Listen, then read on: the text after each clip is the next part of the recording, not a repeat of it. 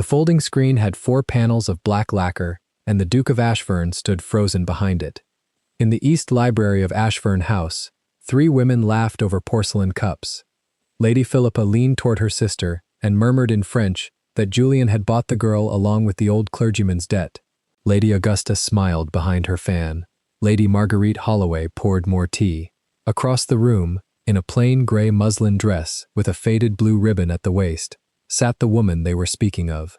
Eleanor Hart, Duchess of Ashfern, 22 years old, a thin silver cross at her throat. Hands calloused from embroidery folded neatly in her lap. She did not lower her eyes. She answered them in French, slow and perfect, and said that her father had taught her to swallow contempt without reply. Behind the lacquer screen, Julian Ashfern did not move, not for 1 minute. Not for 10. Mrs. Poole, the housekeeper, had left the panels deliberately ajar that afternoon. She had wanted him to hear. That morning, a cold note from her husband had arrived on Eleanor's breakfast tray. By June, at the Carlisle ball, she would have to decide whether to file for annulment. The contract her father signed on his deathbed had given her that single door, and what the Ice Duke would do, after stepping out from behind that screen. Before the story begins, comment down below where you are watching from and what time it is there. If stories of justice, dignity, and love that arrives against all odds move you, leave a like, be sure to subscribe to the channel, and click join to become a member and help our channel. London, April of 1817, and the grey hour before the city remembered itself. Ashfern House stood in Grosvenor Square, the way a deposed king stands at a window, upright and unforgiven. Its stone face had once been the color of fresh cream. Now it wore the soft soot of 40 winters. The brass on the front door had not been polished since Michaelmas. A single sparrow had built a nest in the curl of the iron lantern above the porter's bench, and no one had thought to dislodge it. Inside, at the small writing table in the morning room on the east side of the house, Eleanor Hart, Duchess of Ashfern, was mending her own glove. She had been at it since 7. The fire in the grate was small and well-behaved, fed only what the housekeeper dared to spend. A thin gray light came through the tall window and lay across the table in a clean rectangle. On the table sat the glove, a pair of fine needles, a card of gray silk thread, and a French grammar published in 1798, with the name Henry Hart written in faded ink inside the cover. The grammar was open. Eleanor was not reading it. She was using its spine to keep the leather of the glove flat while she worked. The glove was gray kid, the color of a winter sky, and the seam along the inside of the 3rd finger had given way for the 2nd time that month. She did not ring for a maid. The Duchess of Ashfern had 4 maids assigned to her person, and used none of them for this.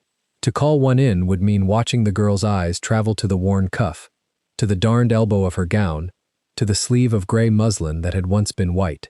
Eleanor preferred her own needle. Her hands were small and careful. The needle went in, the needle came out. The thread sang briefly against the leather and then was silent. Outside, a milk cart passed in the square, and the bottles rang once against each other and were still. Mrs. Poole came in without knocking because Mrs. Poole had earned the right not to knock 31 years ago, and no one in this house had thought to take it from her. She carried a small silver salver. On the salver sat one folded note and a saucer with no cup. "Your Grace," she said. She said it low. She said it the way one says a sacred word in a room where the wrong people might hear. Eleanor lifted her eyes from the glove. "Mrs. Poole." His Grace's man brought this down the back stairs at 6:30. He did not stay. She set the salver at Eleanor's elbow. The note was folded in 3 and sealed with a small disc of black wax. The wax bore the imprint of the Ashfern signet, a stag's head over crossed arrows, and it had been pressed too quickly, so that the antlers had smeared. Eleanor looked at the smeared stag for the length of one breath. Then she set down her needle, lifted the note, and broke the seal. The hand was her husband's. It was a hand she had seen perhaps 11 times in 8 months. "I shall not dine at home this evening. Do not wait. A." The A stood for Ashfern. It did not stand for Julian. Eleanor refolded the note along its 3 creases. She set it on the corner of the writing table, beside a small unopened bill from the chandler. She picked up her needle and made 3 more stitches along the seam of the glove. Her face did not move. Her shoulders did not move. Only her hands moved, and they had been taught not to tremble in front of servants when she was 9 years old. Mrs. Poole stood very still beside her chair, hands folded over her white apron, the iron master key at her throat catching the gray light. She did not leave. "Your Grace," she said again, after a moment. The pheasant come up from Norfolk. Thank you. And the rector's wife sent a card. She wishes to call on Thursday. Thursday will suit me. Very good, Your Grace. Still, she did not go. Eleanor did not lift her head, but she felt the older woman's attention settle on her like a hand on the shoulder of a child who has fallen and refuses to cry. Mrs. Poole, Your Grace. The pheasant is for His Grace's table, should he choose to come home. I shall take eggs. There was the briefest pause, then, eggs. Yes, Your Grace. Mrs. Poole curtsied. The curtsy lasted a beat longer than it strictly needed to. Eleanor felt the extra beat. She did not look up to receive it. The door closed. The needle went in. The needle came out. In the 8 months since the carriage had carried her from the small gray vicarage at Hartfield to the front steps of this great soot-stained house, Eleanor Hart, born to a clergyman of moderate education and immoderate honor, married off in a private ceremony before 14 witnesses, and a bishop who had not troubled to learn her name, had spoken to her husband on 23 separate occasions. She had counted, because counting was a thing one could do with the hands folded in the lap.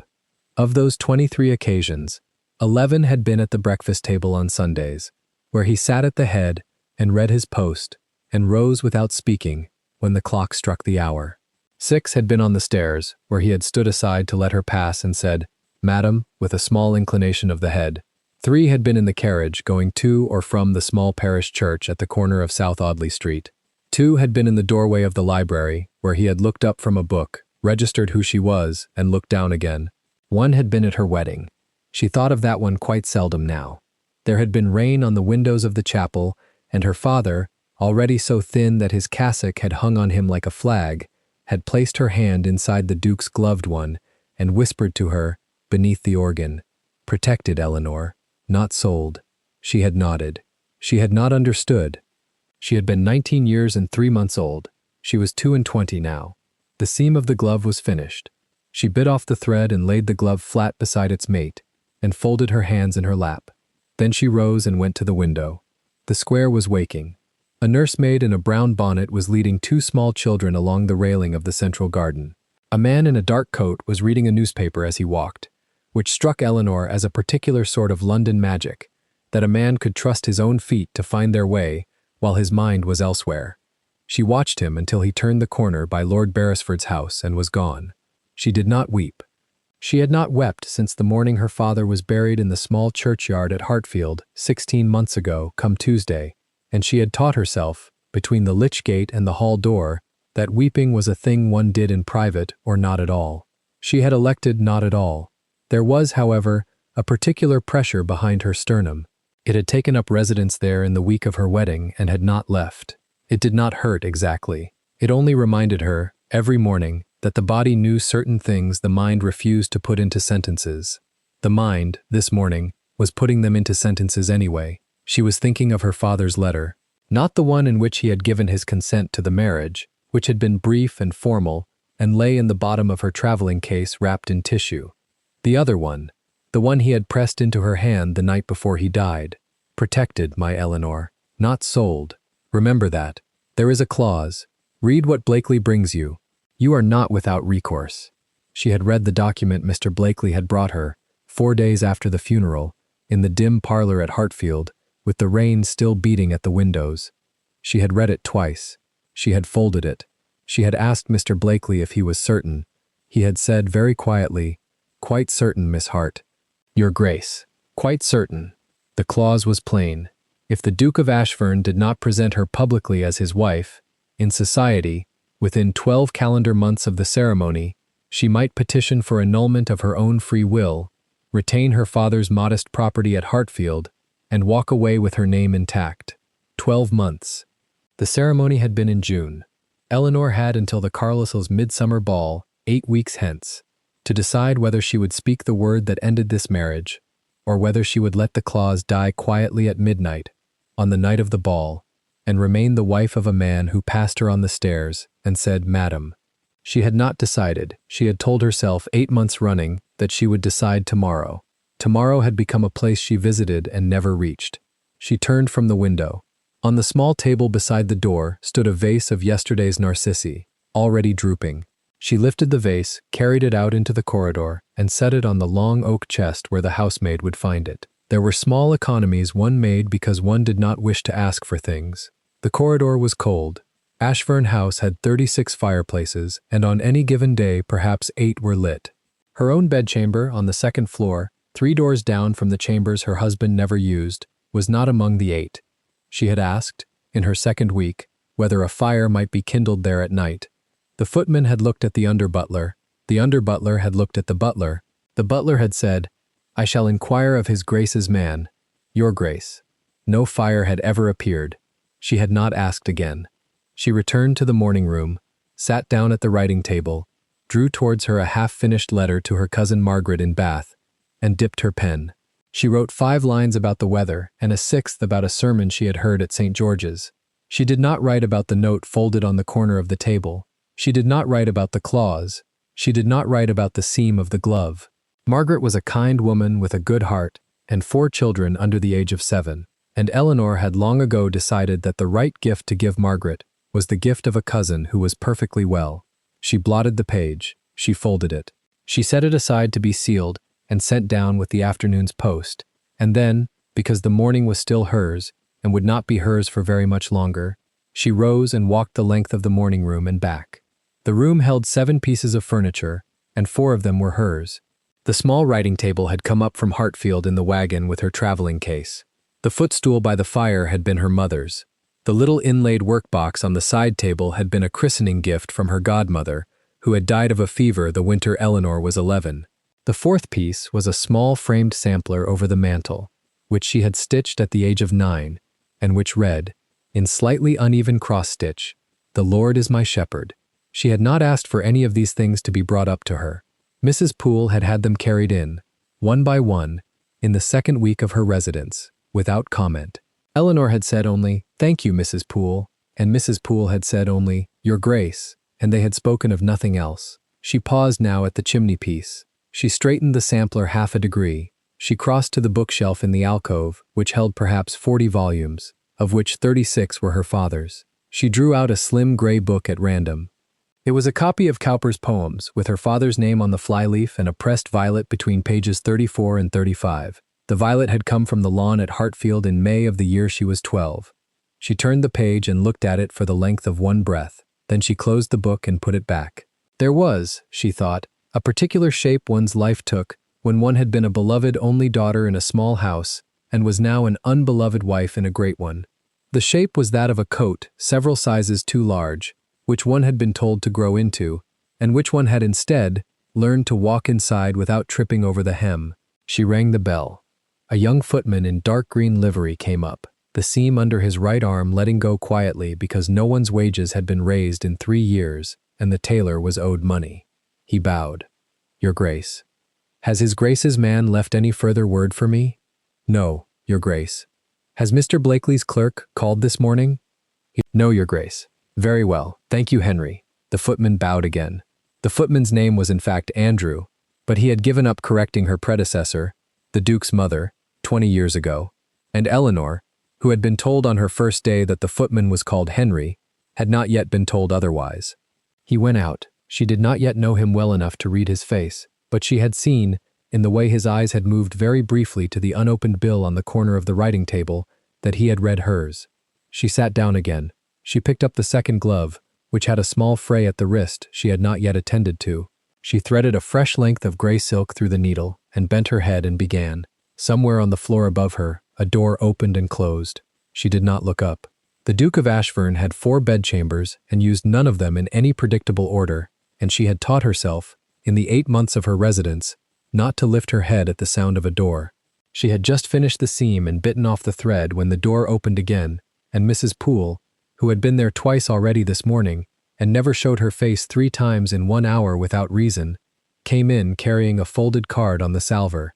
"Lady Augusta," said Mrs. Poole in the same low voice she used for sacred words, "and Lady Philippa. The carriage is at the door." Eleanor set down her pen. In the 8 months of her residence at Ashfern House, the Duke's 2 unmarried sisters had called precisely 4 times. On each occasion they had stayed 40 minutes. On each occasion they had spoken almost exclusively to one another, in a French rapid enough to leave the housekeeper's English-speaking nieces blinking. They had taken tea. They had eaten 3 biscuits between them. They had risen, kissed the air near Eleanor's cheek, and left. This was the 5th visit. "They have brought," said Mrs. Poole, and here she paused, and Eleanor knew her well enough now to know that the pause was a warning. "Miss Holloway, Lady Marguerite." "Just so, Your Grace." Eleanor folded her cousin's unfinished letter into the drawer. She rose. She smoothed the front of her gray muslin gown with both hands. She lifted her chin half an inch. "Show them into the library, Mrs. Poole. The East Library. Send up the good tea and the rosewater biscuits." "Your Grace, the good tea is—" "I am aware. Send it up." Mrs. Poole curtsied. There was no extra beat this time. There was only a long, level look between two women who understood each other entirely. Then the housekeeper was gone, her keys ringing once at her hip as she turned at the head of the stairs. Eleanor stood for a moment with her hand resting on the back of the writing chair. The East Library was the largest and grandest of the 4 libraries in Ashfern House. It had a black marble chimney-piece carved with the Ashverne stag, a Persian carpet the color of dark wine, 2,400 books arranged by language and century, and, standing across one corner like a small private wing of the room, a lacquered Chinese folding screen of 4 panels, brought back from Canton in 1763 by the Duke's grandfather. The screen was the color of red ochre and gold. It depicted 3 cranes flying over a lake, and a fisherman beneath them who was not looking up. Eleanor had chosen the East Library on purpose. The morning room was too small for 4 women and a tea service. The West drawing room was magnificent but cold. The East Library had a southern window, a fire one could ask for without apology because the books required it, and an atmosphere of quiet authority that the room itself, not she, would supply. She climbed the stairs slowly. At the half landing, she stopped and looked at her own face in the long pier glass. The gray muslin, the cross of plain silver, the hair drawn into the simple low knot at the nape, with the 2 soft brown strands her maid had never quite been able to tame falling against her neck. The small freckles across the bridge of her nose, which her late mother had once told her were stars God had not bothered to hide. The gray-blue eyes set rather too far apart, which the village seamstress at Hartfield had once called handsome in a quiet way, and which her sisters-in-law had once called, in French, des yeux de gouvernante. Governess's eyes. She looked at the woman in the pier glass for 2 full breaths. "Your Grace," she said to herself, very softly, the way Mrs. Poole said it. The reflection did not answer. The reflection only lifted her chin another 1/4 inch and went up the rest of the stairs. In the East Library, Augusta and Philippa Ashfern were already seated. Augusta on the green silk sofa beneath the window in moss green and a single emerald. Philippa in the chair nearest the fire, in pale lilac with silver thread at the bodice. Marguerite Holloway, who was not an Ashfern but who had grown up in the same nursery and who never let anyone forget it, had taken the wing chair beside the chimney-piece, where the firelight would do flattering things to her pale blonde curls and pearl rope. The 3 of them were laughing softly at something Philippa had said as Eleanor came in. The laughter did not stop when she entered. It only lowered itself by a degree, the way a singer lowers a note when the door opens on a room she had not realized was occupied. "Eleanor, my dear," said Augusta. She did not rise. "How pale you look this morning. Are you quite well?" "Quite well, Augusta." "Good morning, Philippa." "Marguerite, how kind of you to call." "Marguerite has come up from Hampshire for the season," said Philippa, smiling with the small calculated dimple at the left corner of her mouth. "We thought she ought to be introduced to the Duchess of Ashfern at once, before the season carries her off, and we none of us see her at all." "You are very kind. I have heard a great deal of you, Your Grace," said Marguerite Holloway, and her voice was light and cool and beautifully placed, and her ice-blue eyes did a small, careful tour of Eleanor's gray muslin from the hem to the collar and back. "It is a particular pleasure. You are kind also." Eleanor sat down in the small upright chair facing the 3 of them, which placed the lacquered screen behind her right shoulder and the door of the library in her line of sight. She arranged her hands in her lap. The tea came. The rosewater biscuits came. Mrs. Poole, who poured the tea herself because she did not trust this particular tea service to any housemaid, gave Eleanor one long, unreadable look as she set down the pot, and withdrew. For some minutes the conversation was the conversation of any morning call in any house in Mayfair. The Princess Charlotte's confinement, expected in November. The shocking thinness of Lady Jersey at the last Almack's. The price of bonnets at Madame Davies. Marguerite mentioned, with a small movement of her wrist, that she had ordered 4 new gowns for the Carlisles' midsummer ball. Augusta said the Carlisles' ball was always the event of the season. Philippa agreed. 3 pairs of eyes flicked, very briefly, towards Eleanor's grey muslin, and away. "And shall you be at the Carlysiles, your grace?" asked Marguerite, sweetly. "I have not yet decided," said Eleanor. "Not yet decided," said Augusta. "But my dear, one does not decide the Carlysiles. One goes to the Carlysiles." "Then I expect I shall go." "In what?" said Philippa, and the dimple appeared, and the question hung in the warm tea-scented air for the length of one breath before she added, lightly, "I only mean, we must none of us be caught out for time. June is closer than it seems. I have not yet given the matter any thought." "Of course not," said Augusta. "There is plenty of time, plenty." The clock on the chimney-piece struck the half-hour. Marguerite lifted her cup. Augusta and Philippa exchanged a small glance that lasted no longer than a heartbeat, and yet contained, Eleanor saw, a whole conversation. Then Philippa, smiling, leaned a little towards Marguerite and said, in French, in the soft musical French of a Parisian governess and £1,000 a year for tutors, "Do not let her trouble you, ma chère. She will not be at the Carlyles. She is not at anything. Julien bought her with the old clergyman's debt, you know. £18,000 and a draughty parsonage in Hampshire, the whole bargain. He has been trying to forget the purchase ever since." Augusta laughed behind her hand. Marguerite's ice-blue eyes lifted, very slowly, over the rim of her cup and rested on Eleanor's face, to see whether the joke had landed where it had been aimed. It had. Eleanor's French was, as it happened, perfect. Her father, who had taken his degree at Magdalen and refused 2 livings in order to keep the small one at Hartfield, had taught her himself. She set her cup down on its saucer. The china did not rattle. She folded her hands again in her lap. Then she said, in French as clean as Philippa's own, with the small, precise accent of a Parisian woman who has read Racine in the original and prefers him to Shakespeare, "My father taught me 3 things, Philippa: Greek, French, and how to swallow contempt without answering it. I find the third the most useful of the 3. I imagine you will too, one day." The dimple at the corner of Philippa's mouth disappeared.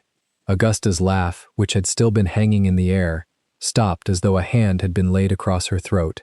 Marguerite Holloway set down her cup very carefully on the small inlaid table at her elbow. For one suspended instant, the only sound in the East Library was the soft collapse of a coal in the grate. Behind the lacquered Chinese screen in the corner of the room, with 3 cranes flying over his head and a fisherman not looking up, the Duke of Ashfern, who had come in by the servants' stair 17 minutes earlier and had walked into his own library to fetch a book, and had heard women's voices, and had stepped behind the screen out of a long habit of avoiding his sisters, did not move. He had not moved for some time. He would not move for some time yet. The 4-fold screen of Chinese lacquer stood between the Duke of Ashfern and the rest of his life, and he did not yet know it. He had come into the East Library through the servants' corridor, a habit of his since boyhood, when his father had taught him that a master who used the front door announced himself like a guest. The brown leather portfolio under his arm contained 3 letters from his steward at Ashfern Park, a draft of the Corn Bill amendment Lord Liverpool wished him to consider, and a small note in Blakely's neat hand requesting an hour of his time before supper. He had meant to read them at his desk, alone, with the long window open to the garden. He had not expected voices. The screen hid the desk from the main room and the main room from the desk. Julien stopped behind it with the portfolio still under his arm and listened, as a man listens to a horse he does not recognize in his own stable. "More tea, your grace?" Augusta's voice, lifted just enough to carry. The honorific landed like a coin dropped on a marble floor, deliberate, ringing. "Thank you, Augusta. A little, if you please." Eleanor, he had heard her speak perhaps a dozen times since the wedding. He had not, until this moment, noticed that her voice was low and clean, without ornament, the voice of a woman who had been taught not to fill a silence with herself. He set the portfolio on the desk without sound. He did not sit. He did not move at all. A teacup clicked against a saucer. Philippa laughed, a small bright laugh shaped for company. "Marguerite has been telling us the most amusing thing," Philippa said, "about the Wexford ball. Do go on, dearest." "Oh, it is nothing." Marguerite's voice, cool, amused. "Only that Lady Wexford asked after the new Duchess of Ashfern, and no one in the room could tell her what she looked like. Not one soul. Imagine it, a whole season married, and the woman is a rumor." "How can she be a rumor," Augusta said pleasantly, "when she sits before us pouring tea?" That is precisely what makes it amusing, sister. Julian's hand closed slowly on the edge of the desk. There was a pause then, of the sort that occurs in a room when three women have set a snare and a fourth has just stepped into it. He could not see Eleanor. He could see only the painted gold pheasants on the screen, their tail feathers curling against the black lacquer, and a thin sliver of the room beyond where the firelight moved. I am not certain I am a rumor, Eleanor said. I am here. Of course you are here, dearest. Philippa, gentle as honey. Only one does wonder. 6 months in this house and Julian has not once taken you to the opera, not once to Almack's, not even to the Wyndham Musicale, and Aunt Henrietta is family. One begins to suppose he has forgotten where he put you. Perhaps he is shy of his bargain, Augusta said. Augusta. What, Philippa? It is no secret. The whole of Mayfair knows what father owed the Reverend Mr. Hart, and the whole of Mayfair knows how the debt was paid. There is no shame in it. Old families do as they must. Behind the screen, Julian felt the blood leave his face in a slow, orderly retreat, as a regiment leaves a field it cannot hold. He knew of no debt to Hart. He knew of no debt to anyone. His father had died with the estate solvent, the books closed, the will plain. He had read the will himself by candlelight in this very library, 3 years past. There had been no Hart in it. There had been no £18,000. There had been no clergyman's daughter offered up in lieu of coin. There had been only Eleanor, presented to him by Aunt Henrietta one cold November morning with the words, "She is a gentleman's child, Julian, and she is suitable, and you will not embarrass me by refusing." Tu vois, ma chère, Philippa said, sliding into French with the small practiced pleasure of a woman who has rehearsed a sentence. Julien t'a acheté avec la dette du vieux clergyman. C'est tout. Ne te fais pas d'illusions sur le reste. A teaspoon touched a saucer. The fire shifted in the grate. Somewhere in the corridor, a door closed softly. Then Eleanor answered, in French, and her French was better than Philippa's. Mon père, she said, était pauvre, mais il était savant. Il m'a enseigné le grec, le latin, et le français, avant l'âge de 10 ans.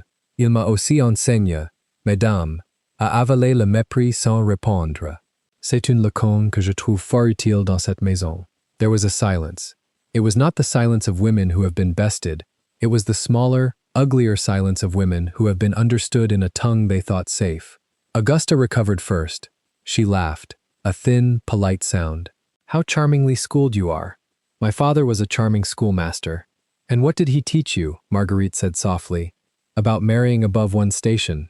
He taught me that station is a matter of conduct, not of name. Eleanor's voice did not rise. He died believing it. I have not yet found a reason to disagree. Julian closed his eyes. He had been in the room for perhaps 4 minutes. He felt as though he had been there for the whole of his married life and had not, until now, opened his eyes inside it. The conversation in the library went on. He listened to it the way a man listens to a verdict being read against him in a court where he is not permitted to speak. Philippa was explaining, with great kindness, that of course, no one blamed Eleanor for accepting, a girl in her position, after all. What else was she to do? Refuse a duke? One understood. One quite understood. It was only that, in the natural order of things, she must not expect to be received. There were the Carlysells' ball in June, naturally, where the new duchess would be presented. But presentation was a formality, dearest, a courtesy of the house, not an embrace by society. After June one would see how matters stood. Augusta took up the thread. There were, she said, certain economies the Duke had instituted in the household which Eleanor perhaps had not noticed, being new to the management of a great house. The widow's portion, for example. Old Lady Ashfurn's jointure had been quietly suspended last quarter. One supposed his grace required the funds for other purposes. One did not inquire. Marguerite admired the cross at Eleanor's throat, so plain, so suitable. The Hart cross, was it not? One had heard the Reverend Mr. Hart had worn it himself at the pulpit. How touching to keep a thing of one's father's. How brave not to ask for the Ashfurn pearls. Eleanor did not answer this. The needle on her embroidery hoop moved, paused, and moved again. Julian could not see the needle. He could hear, in the quality of Eleanor's silences, exactly when it paused. Of course, Augusta said. There is the question of children. Augusta, really. It is not indelicate, Philippa. It is practical. The succession must be considered. If by next spring there is no sign of an heir, the family will have to address the matter. Aunt Henrietta will not live forever. Julian is not yet 35, but a duke who has been married a year and produced nothing has, in the eyes of the world, produced an answer. What answer? Eleanor said. That the match was not a match, that it was a transaction, and transactions, dearest, may be unwound. The word unwound hung in the air. Behind the screen, Julian opened his eyes. He understood, for the first time in his orderly and well-governed life, what it was to wish to commit violence in his own drawing room. The understanding did not move him. He had been a soldier. He had learned long ago that the wish to strike was a poor counselor and a poorer master. He stood where he was. He did not breathe loudly. He counted, as he had once counted on the morning of Salamanca, the seconds between one heartbeat and the next. Eleanor said, "I am not a transaction." "Of course you are not, dearest. Philippa, sweet as a sugared violet. We do not say that you are. We only say that the world will say so. One must be prepared. One must be very brave. One must," Augusta said, "be very wise. And one must not," Marguerite added, "mistake a roof for an embrace." A small clatter, the lid of the teapot, perhaps, set down a little too firmly. Then Eleanor's voice, steady, even gentle. "Lady Marguerite, you have not been long in this house. Allow me to give you a piece of advice my father gave me, the only piece I have ever found of universal application. When one is uncertain whether one is welcome, one looks not at the host's face, but at the servant's hands. The hands tell the truth, the face will not. Mrs. Poole's hands have been very kind to me. I am content to take her at her word. There was, in this, no insult that could be repeated. There was, in this, no defense that could be mounted. It was a sentence that closed a door without slamming it. Augusta said, after a beat, "How quaint." "How clergyman's daughter," said Marguerite. "How true," Philippa said, and laughed. And the laugh did not quite carry. The conversation moved, with the small false brightness of a hostess turning a corner, to the question of bonnets for the spring. Augusta had ordered 3 from Madame Lanchester. Philippa preferred Mrs. Bell. Marguerite was inclined to wait until Paris reopened properly to the trade. They drank their tea. They ate their cakes. They left in time, with kisses pressed to Eleanor's cheek and small, soft cruelties pressed beneath them. Julian heard the door of the library close. He heard Eleanor's chair scrape, very slightly, as she rose. He heard her cross to the bell-pull, ring it once, and walk back to the tea-table. He heard her gather, with the unhurried efficiency of a woman who had been a clergyman's daughter and a clergyman's housekeeper, the 4 cups, the 4 saucers, the spoons, the cake plates. He heard her set them upon the tray. He heard her sit again and take up her embroidery hoop. He heard then a small sound he could not at first identify. It was not a sob. Eleanor did not sob. It was a single, sharp, indrawn breath, the breath of a person who has been holding something for a long while and has just permitted herself to set it down for the space of 1 second before picking it up again. Then the needle moved. He could not see it. He could hear it. Mrs. Poole came in answer to the bell. Julian heard her cross the floor. "Your Grace." "Thank you, Mrs. Poole. The tray, when you have a moment." "At once, Your Grace. Shall I bring fresh tea?" "You have not eaten." "No, thank you. I find I am not hungry." "Your Grace." A pause, the faint clink of china being lifted. Then Mrs. Poole, her voice lower. "The screen, Your Grace. Shall I close it?" "Leave it as it is, please." "Yes, Your Grace." Mrs. Poole's footsteps went away with the tray. The door closed. Julian stood very still behind the screen. He understood, then, what he had not understood before, that the screen was open by design. That Mrs. Poole, who had stood in this house since before he had been breeched, who had carried him on her hip when his own mother could not be troubled, had set the 4-fold screen of Chinese lacquer at exactly that angle this morning, because she had known, with the long, patient knowledge of servants, that he would come in by the corridor door, that Eleanor had been left in the library at the hour the ladies were due to call, that the tea things had been laid for 4 and not for 3. Mrs. Poole had done what Mrs. Poole could do. The rest was his. He did not move. He could not, yet. To move was to be discovered, and to be discovered was to make of his shame a thing she would have to manage. She had managed enough today. He counted the minutes by the clock above the chimney-piece. He could not see the clock. He had lived in this room since he was 9. He knew the weight of its hours by the depth of its silence. 47 minutes. In those minutes he reviewed, with the cold orderliness of a commander reviewing a defeat, every fact of his marriage. He had been told, by Aunt Henrietta, that the match was suitable. He had accepted suitability as a sufficient answer. He had been 20 months returned from the peninsula, and he had not had the appetite for argument. He had signed where Blakely had told him to sign. He had stood at the altar of St. George's and made his vows in a voice he had not bothered to warm. He had brought his bride home and had not, in all the months since, sat at a table with her, unless protocol required it. He had paid her bills without looking at them. He had assumed, in the soft, slovenly way of a man who has not been forced to examine his assumptions, that she had been given everything any reasonable woman might require, and that her silence on the matter was the silence of a person quietly content. He had been a fool. He had been worse than a fool. He had been a gentleman in a house where a gentlewoman had been treated as a creditor's daughter, and he had not raised his head to see it. He thought of the cross at her throat. He had noticed it that morning at chapel, and had thought it plain. He understood now that it was her father's, and that she had no other. He thought of the suspended jointure, of which he had not been informed. He thought of Augusta's complacent voice naming an economy he had never instituted. He thought of 3 months of household accounts he had signed without reading. He thought of the word transaction. He thought of Eleanor's French. He thought of Eleanor's needle, pausing, moving on. He did not think of his sisters yet. There would be time for his sisters. A man did not draw a sword in a drawing room. A man waited until he understood the ground. The clock chimed the 3/4. He heard Eleanor set down her hoop. He heard her cross the room. He heard her stop before the small writing desk under the window, his desk, which he had not used in 3 months, and stand a moment, as though deciding. Then he heard her take up a pen. The scratch of the nib was very faint. He could not tell what she wrote. He hoped, with a fierceness that surprised him, that she did not write to a lawyer. She wrote for perhaps 4 minutes. She folded the paper. She did not seal it. She set it inside the blotter, in the place where a person sets a thing she has not yet decided to send. Then she went to the window.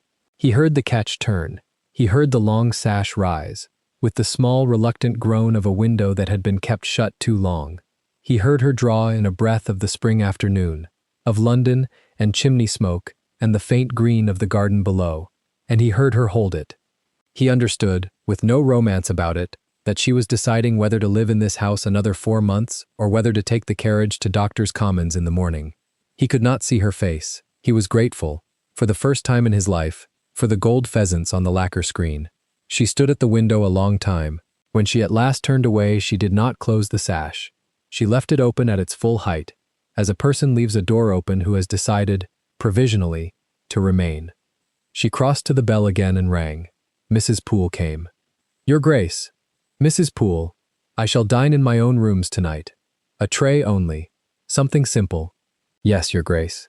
"And Mrs. Poole, Your Grace?" A small pause. "Thank you for the screen." There was, for one heartbeat, no sound at all. Then Mrs. Poole said, in the tone of a woman who had waited 8 months to be addressed in exactly that voice, "It is my privilege, Your Grace." The door closed behind them. The library was empty. It was not empty. Julian stepped out from behind the screen. He stood in the middle of the room he had grown up in, and looked at it as though he had never seen it before. The tea table had been cleared. The embroidery hoop lay on the side chair, the needle pinned through a half-finished violet. The sash stood open. The blotter on his unused desk contained a folded paper that he would not read, because a man did not read what his wife had not yet decided to send. On the small inlaid table beside the chair where Eleanor had sat lay the book she had been holding when the ladies arrived. He had not noticed it before. He went to it now. It was a French grammar, old, the spine cracked. He opened the cover. On the flyleaf, in a small, sloping, scholarly hand, "To my Eleanor, that the world may not silence her. Joshua Hart, Christmas 1804. She had been 9 years old. Julian closed the book very gently and set it back exactly where she had left it. He went to the bell pull and rang once, then again, then a third time, which was the old summons for the steward of the house. Mrs. Poole came alone. She closed the door behind her and stood with her hands folded at her apron. "Your Grace!" "Mrs. Poole, send for Mr. Blakely, tonight, 11 o'clock, in my private cabinet. Tell him to bring every paper he holds, relating to my marriage and to the estate of the late Reverend Joshua Hart of Lower Wycombe. Every paper, Mrs. Poole. I do not care what hour he must rise to find them." "Yes, Your Grace." "And Mrs. Poole, Your Grace? The jointure of my late mother, was it suspended?" A small flicker passed across Mrs. Poole's face. It was gone before he could be sure of it. "It was, Your Grace. By order of Lady Augusta, at Christmas. She informed me it was at your direction. I gave no such direction. No, Your Grace. Reinstate it from this quarter, backdated, and Mrs. Poole, the household account since November. I shall require them in my cabinet by 10. They are already there, Your Grace. I have kept them in the locked drawer of the side cabinet since January, against the day you should ask. Julian looked at her. Mrs. Poole looked back, the strong, square face composed, the firm mouth not quite hiding what lay beneath it. He understood that he had been served, all this while, by a woman who had been waiting for him to be worthy of the service. Thank you, Mrs. Poole. Your Grace. One more thing. Your Grace? My sisters are not to be received in this house without my prior knowledge. Not Lady Augusta, not Lady Philippa, not Lady Marguerite, not any cousin or connection they may produce. Any card that arrives is to be brought first to me. Any visit that is requested is to be referred first to me, until further notice. Yes, Your Grace. And Her Grace is not to be left alone in a room with any of them, under any pretext. Is that understood? It is understood, Your Grace. It has been understood in the servants' hall since November, if Your Grace will forgive me. We were only waiting for the order. He inclined his head. She withdrew. He stood alone in the East Library for some time. The clock above the chimney-piece chimed 5. The light through the open sash had begun to soften towards evening. Somewhere in the garden a thrush sang. 3 notes, a pause, 3 notes. He walked, at last, to the small writing desk under the window. He did not open the blotter. He did not read the folded paper inside it. He took, instead, a fresh sheet of his own crested paper from the drawer, dipped a fresh pen, and wrote, in the firm hand of a man making a vow he intended to keep. Madam, I have a great deal to say to you, none of which is fit for paper. I beg the favor of your company at supper tomorrow night, at 7, in the small dining room. If you cannot bring yourself to it, send me word, and I shall come to you instead. Ashfern. He read it once. He folded it. He sealed it with the Ashfern ring upon his smallest finger, the wax dark red, the brazen pheasant pressing down clean. He carried the note himself, by the back stairs, to the door of the Duchess's apartments, and laid it on the silver salver outside her door. He did not knock. He did not wait. He went down by the same stairs he had come up by, to his cabinet, and shut himself in to wait for Blakely. He sat then at his cabinet desk and waited. He poured himself a glass of brandy and did not drink it. He watched the amber tilt as he turned the glass between his fingers. He thought of the peninsula, of the night before Salamanca, of the curious cold lucidity that came over a man when he understood that the morning would not be kind. He had felt it then. He felt it now. The enemy was different, that was all. The enemy was, on this occasion, his own blood, his own name, and the unexamined laziness of his own conscience. The clock chimed the half-hour. He rose.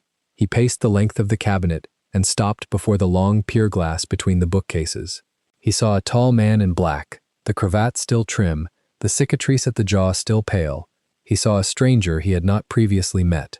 The stranger had stood, for 47 minutes, behind a Chinese lacquer screen, and had learnt that his wife had been bought with a debt he had never been told existed. He went back to the desk. He took out a fresh sheet. He wrote, in a small, disciplined hand, a list. 1. Ascertain the existence and terms of any debt between the late 4th Duke of Ashfern and the late Reverend Joshua Hart of Lower Wycombe. 2.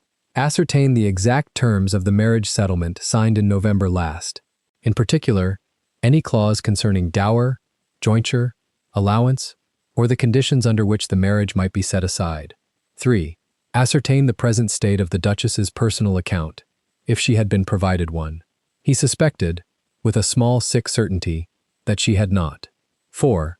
Reinstate the dowager's jointure. Settle £5,000 per annum upon her grace, to draw upon without reference to any party but herself. 5. Restore from the strong room the Ashfern sapphires, last worn by his grandmother, and have them cleaned by Rundell and Bridge against the Carlisles ball in June. 6. Write to Aunt Henrietta. He did not yet know what he would say. He knew only that she had presented Eleanor to him with words he had not, at the time, examined. She is suitable, Julian, and you will not embarrass me by refusing. He understood now that suitable had carried, in his aunt's mouth, a freight of meaning he had not bothered to weigh. 7. The sisters. He set down the pen at 7. He did not yet know what one did with the 7th item. One did not, in a Christian house, throw one's sisters into the street. One did not, in a duke's house, make a public spectacle of one's own blood. One did, however, in any house at all, refuse to permit a woman to be insulted under one's own roof and at one's own tea table for the entertainment of cousins. He took up the pen again. He wrote, beneath the 7th line, method to be considered, outcome certain. Then he capped the inkwell and sat very still until the clock struck 11. At 11 o'clock the solicitor came. He brought a portmanteau. He set it on the desk. He looked at the Duke of Ashfern with the long, careful eye of a man who had known 3 generations of the family and had no illusions about any of them. Your Grace, sit down, Blakeley. Pour yourself a glass of the claret. You are going to need it. And so, I find, am I. Blakeley sat. Julian Ashfern, 4th Duke of his line, opened the portmanteau and began, at the age of 34, to read his own marriage for the first time. Outside the cabinet window, in the soft April night, the thrush had stopped singing. In the Duchess's apartments 3 floors above, a candle was still burning, and beside it on a small table lay an unsealed sheet of paper, on which, in a clean, clear hand, were written the words, I have decided. Eleanor had not yet decided what she had decided. She only knew, with the sudden certainty that comes once in a life, that the decision was hers to make, and that no one in this house, not even the man whose name she bore, would make it for her. She blew out the candle. In the cabinet below, the Duke turned the first page. The page bore his father's hand. Julian recognized the slope of the J in Ashfern, the way the old Duke had pressed too hard on every downstroke, as if the quill itself owed him obedience. £18,000. The figure sat on the page like a stone dropped into still water, and the ripples reached every corner of the room he had spent 10 years rebuilding. Mr. Blakeley stood near the hearth with his pasta de curo pressed against his ribs. He had not yet been offered a chair. There is more, Your Grace. Julian did not lift his eyes. Then continue. Blakeley set a second folio on the desk and untied the frayed cord with the patience of a man who had read its contents many times. The contract of marriage is here in its complete form. The clauses Your Grace was shown at the signing were 3. There are 9. Julian's hand stilled on the page. Read them. The clock on the mantel struck 11:15. Clause 4. The bride shall bring no dowry in coin, contrary to the custom of her station. This omission was at the explicit, written, and witnessed request of the Reverend Hart upon his deathbed. At his request, Julian's voice went lower. Not at my father's. At his own, Your Grace. The Reverend wrote that his daughter was to be protected, not sold. His exact words, reproduced here in his own hand. Blakeley slid the folio across the polished walnut. Julian read the line twice. The ink had browned, but the letters still held the steadiness of a man who knew he was dying and refused to tremble. Protected, not sold. He had married her for the dowry. He had told himself so for a full year. There had been no dowry. There had never been a dowry. The £18,000 his father owed had been quietly forgiven by the Reverend in exchange for one promise, that the girl would be sheltered under a name large enough to defend her. His father had taken the forgiveness. He had not honored the promise. He had died 3 months after the wedding, and the promise had passed, unspoken, to Julian, who had not been told. He set the folio down very carefully, as if a sudden movement might disturb something already broken. Clause 5, he said. Clause 5 concerns the public presentation of the Duchess. If, within 1 calendar year of the marriage, she has not been presented to the Tun in a manner befitting her rank, she retains the unilateral right to petition for annulment. The petition cannot be contested. Unilateral. Yes, Your Grace. On her word alone. On her word alone. The Reverend was a careful man. Julian rose. He walked to the long window that looked over the dark garden, and he set his palm against the cold glass, and he counted, in his head, the months. April. The wedding had been the 3rd week of August. He had 18 days short of 4 months. The date of expiry, he said, without turning. The 14th of August, Your Grace. The Carlisle ball falls on the 23rd of June. 61 days. 61 days, Your Grace. Julian watched the red heart of the fire, and he thought of a woman he had passed in his own corridors for a year and never truly looked at. A gray muslin dress mended at the elbow, a French sentence so quiet and so exact it had cut him cleaner than any blade his father had ever drawn. He turned. Who knows the full contract? Myself. Your Grace. Now, the Reverend's executor in Devonshire, who is bound by professional silence. And Her Grace. Her Grace knows. Her Grace was present at the dictation of Clause 5. She holds her own copy, sealed, in a place known only to herself. Julian was quiet for a long moment. He had imagined he would find some clerical error to lean upon. Instead, the floor of his house had been removed from beneath him, plank by plank, in a quarter of an hour. Mr. Blakely, Your Grace, you will draw up, by tomorrow noon, an instrument settling upon Her Grace, an annual sum of £5,000, drawn upon the Ashfern accounts, into her own name, without conditions and without recourse.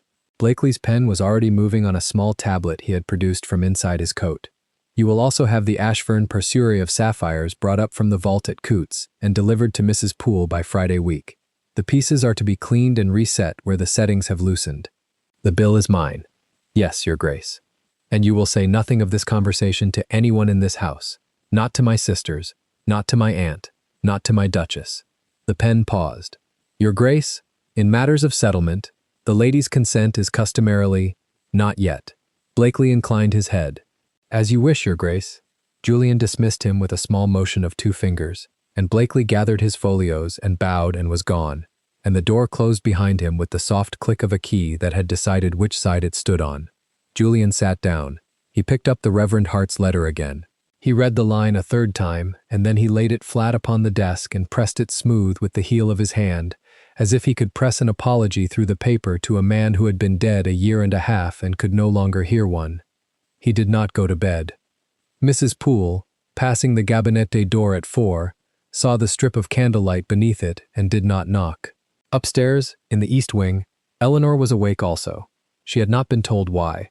She had only felt, in the way a woman who has lived 12 months as an unwelcome guest learns to feel, that something in the rhythm of the house had shifted. The footman who had brought up her cold supper had bowed an inch lower than he had bowed the morning before. Mrs. Poole had paused, on her way out, with her hand on the latch, and had said, "Sleep well, Your Grace," in a tone that was not the same tone she had used at breakfast. Eleanor opened the locked drawer in which she kept her own sealed copy of the marriage contract. She did not unfold it. She knew, to the page, where her father's clause sat. She closed the drawer and turned the key. 61 days. She did not know how she knew the count. She only knew that the count had begun. She blew out the candle and lay down in the narrow bed and listened to the house breathe. 3 weeks after that rainy night, on a Tuesday morning whose sky had finally cleared to a pale dry blue, Mrs. Poole came up the back stair at 9:30 with 2 housemaids and a man from the Duke's chamber, and informed Her Grace, in the firm tone of a woman who would brook no question, that Her Grace would be taking possession of the ducal suite that day. Eleanor was at her writing desk, answering a letter from a former pupil of her father's, now governess in Bath. The pen stopped above the paper. The ducal suite, Mrs. Poole. Yes, Your Grace. At whose instruction? At His Grace's, Your Grace. Eleanor set the pen in its rest. She looked at the small chamber that had been hers for 12 months, the narrow bed, the single chair, the window that did not quite shut against the autumn wind, the shelf with her father's Grammatica Francesa, and 3 other books she had carried with her from Devonshire, wrapped in her shawl. I see. She rose. She walked, with Mrs. Poole 1 step behind her, down the long gallery she had been forbidden, by habit, to walk. She passed beneath the portraits of 7 Ashfern dukes. She climbed to the south wing, and Mrs. Poole opened a pair of satinwood doors, and Eleanor stepped into a room she had never seen. It was not a room. It was a country, large and bright, with 3 tall windows over the garden, and silk hangings of pale gold, and a 4-poster bed dressed in cream and dove. A dressing room on the right, a small private sitting room on the left, hearth already lit. On the writing table in the sitting room, a stack of 3 plain envelopes sat in a silver tray. Eleanor crossed to them without speaking. She broke the seal of the first. She read it. She broke the seal of the second. She read it. She broke the seal of the third. The first was a banker's note from Coots, confirming the establishment, in her name only, of an account of £5,000 per annum, the first installment available for her draw that very morning. The second was a card from a modiste in Bond Street offering, at His Grace's account, the entire summer wardrobe of a duchess. The third was a brief line, written in a hand she knew from a single cold note on a breakfast tray. The suite is yours. The carriage and pair are at your disposal. The household is instructed accordingly. J. She read it twice. She folded it once. She placed it back in its envelope, and laid the envelope flat on the silver tray, and she stood for a moment with her hand resting on it as if she were not certain whether to take it up again. Behind her, Mrs. Poole waited in the doorway with the two maids and the man from the Duke's chamber. "Your Grace?" Eleanor did not turn. "I will keep the small bed in the east wing made up. Send my book of French exercises to this desk. Leave the Grammatica there." "Yes, Your Grace." "And, Mrs. Poole." "Your Grace, I have not yet decided." The housekeeper's chin moved very slightly. "No, Your Grace. Of course not, Your Grace." She withdrew, and the maids withdrew with her, and Eleanor was alone in a country she had not asked to inherit. She did not sit down. She walked from window to window. She opened the middle one and let the dry air come in and lift the curtain, and she stood in the column of cool light with her hands folded loosely at her waist and thought, very carefully, that a man who had not spoken to her in a year did not buy her a kingdom out of kindness. He bought it because someone had cornered him. She did not know yet who. She suspected it had been her own father, reaching up through the floor of a year and a half of silence, with one quiet clause written in his own steady hand. By the 5th week, the sapphires came home. Mrs. Poole set the case on the dressing table without a word. Eleanor opened it and closed it again at once, as if the contents had been too bright to hold, and locked it in the lowest drawer of the rosewood press, and dropped the key into a small Chinese box on her bureau. She did not write to thank the Duke. He did not ask for thanks. They began, instead, to dine together. On a Wednesday at 7, Mrs. Poole came to the door of the new sitting room and informed her Grace that his Grace would be in the small dining room at 1:30, if her Grace pleased. Her Grace pleased. She went down in the gray muslin. She had 3 new gowns hanging in the rosewood press. She wore the muslin. Julian rose when she entered. He had never risen before. He stood behind his chair until she had taken hers, and then he sat, and the footman poured the wine, and the footman withdrew, and they were alone in a room with a small fire and a long table, and a silence that had been 12 months in the making. "I trust the suite is to your liking, Your Grace." It was the first complete sentence he had spoken to her since the wedding breakfast. "It is too large, Your Grace. It is the suite of the Duchess of Ashfern." "Yes, that is why it is too large." She did not look up. She was cutting, very precisely, a slice of cold partridge. Julian set down his fork. "You may have it altered, if you wish." "I do not wish to alter it. I only wish to be honest about its size." He considered her across the candles. She had not yet met his eyes once. He had been studying, for 3 weeks, the small white parting in her dark hair, and the angle of her cheek, and the way her thin fingers moved over a porcelain edge, with the unhurried care of a woman who had handled, in her father's house, only the things that mattered. "You speak French very well, Your Grace." The knife in her hand paused for one heartbeat. Then it moved on, and a small piece of cold partridge crossed her plate. "My father taught me, Your Grace. He believed an educated woman could not be insulted twice in the same language." Julian put down his wine. He had not laughed in this house in 11 years. He did not laugh now, but something in his face shifted, the way a frost shifts when the first warm wind crosses it, and Eleanor, who had not yet looked at him, felt it across the table, the way one feels the door of a long-shut room being opened in another part of a house. She lifted her eyes for the first time. His were not cold. They were gray, and they were tired, and they were on her, and they did not move away. She lowered her eyes again and finished the partridge. They did not speak of the Biombo, or the contract, or Philippa, or the cold note on the breakfast tray. They spoke of the new wing of the Foundling Hospital in Bloomsbury, of a chestnut mare with a temper, lately bought at Tattersall's, of the Reverend Hart's collection of French grammars. When she rose to leave him to his port, he rose also. "Tomorrow at the same hour, Your Grace." She paused with her hand on the chair. "If it pleases Your Grace." "It pleases me." She inclined her head a half-inch and was gone. In the corridor, she walked the length of the gallery before she allowed her hand to rest, very briefly, against the cool plaster of the wall. She had eaten a meal across from a man whose voice she had never properly heard, and she had not, for one moment, given him the satisfaction of knowing her hands had wished to tremble. She climbed to the new suite. She locked the door behind her.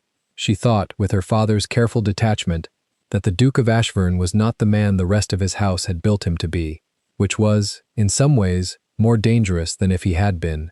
They dined together the next night, and the night after.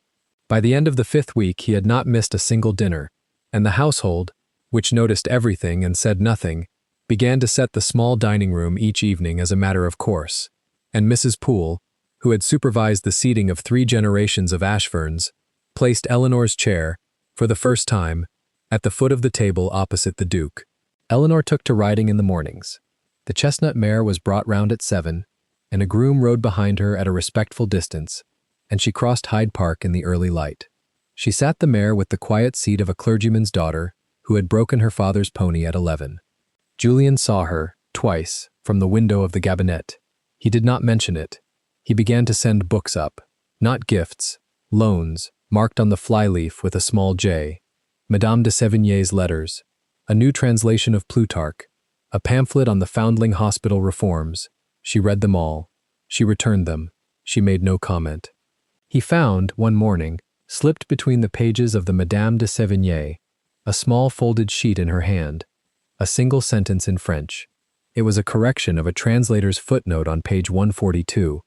The note had attributed a phrase to the wrong correspondent. Eleanor had given the correct one, with the date, in 3 lines. Julian read the correction twice. He folded the sheet. He placed it in the inside breast pocket of his coat. It was the first thing she had written to him in 12 months, and it was about a footnote, and it was perfectly correct. He kept it there for the rest of the season. In the meanwhile, the sisters were not idle. Augusta had not spoken to Julian since the afternoon of the Biombo Licado. She had taken to dining out, at the houses of cousins and friends who had not yet been told that the cold note on the breakfast tray had stopped. Philippa, who was the more dangerous of the two because she smiled, had taken to calling on Eleanor. The first call was on a Thursday afternoon. Philippa came up to the new sitting room with a small posy of hothouse roses and an expression of frank, almost pretty contrition. "Sister," she said, and held out the roses. Eleanor did not rise. She inclined her head a quarter inch. "Lady Philippa, pray sit." Philippa sat. She placed the roses on the table. They were cream-colored and slightly past their first hour. Philippa had been carrying them some time before deciding to bring them up. "I have come to apologize." "For what, Lady Philippa?" The covina at the left corner of Philippa's mouth deepened. "For the French, at the cha. I did not know my brother was within hearing. And had he not been within hearing, Lady Philippa, would you have come?" The covina did not move. The voice did. "Sister, I am not your sister. I am the wife of your brother. The distinction has been important to you for 12 months. Pray do not abandon it now that it has ceased to be convenient." Philippa sat very still. The roses sat between them. Somewhere in the house a clock struck 4. "You have grown bold. I have grown nothing. I have only stopped mending my own gloves in a chamber too small for the work." Philippa rose. She did not take the roses. She crossed to the door, and at the door she turned, and her voice, when it came, was the voice Julian had heard from behind the Biombo, the voice of a woman who had been the most beautiful of the Ashburn sisters for 10 years and had not yet been told that beauty alone would not carry her past June. "You will not last the season, Eleanor." Lady Philippa, the door. Philippa opened it. She closed it behind her with a precision that was almost a slap. Eleanor looked at the cream roses. Then she rose, carried them down the back stair, and gave them herself to the second undercook, a girl from Devonshire, whose mother had been a parishioner of the Reverend Hart's. "For your mother's grave at Michaelmas." The girl curtsied so deep her knee touched the flag. Eleanor did not tell Julian about the call. Mrs. Poole, with a basket of linen at the foot of the back stair, told him at 5:30 in 3 sentences. Julian listened. He said, "Thank you, Mrs. Poole." He did not summon Philippa. He did not write to Augusta. He went, instead, that evening, to dine with the Duchess in the small dining room, and he asked her, between the soup and the partridge, whether the chestnut mare had improved her temper. "She is learning, Your Grace." "And her rider." Eleanor lifted her eyes. She held his, this time, for a full second. "Her rider is also learning, Your Grace." It was the closest thing to a confession she had given him in 5 weeks. He inclined his head, very slightly, and did not press. That night, after she had gone, he sat alone in the gabinette with the door locked and drew out the small folded sheet from the inside breast pocket of his coat, and he read the correction of the translator's footnote again by the light of a single candle. 3 months after the rainy night, the Count had reached 40 days. The household had begun, without anyone instructing it, to call her Your Grace, in the tone they had once reserved for the late Duchess. The footman who had bowed an inch lower 3 weeks before now bowed too. Mrs. Poole had taken to consulting her on the autumn linen and the disposition of the back garden, and Eleanor, who had run her father's small parish house since she was 15, gave her answers in 3 sentences and was always right. Augusta noticed, Philippa noticed. They had not been consulted on the back garden in 8 years.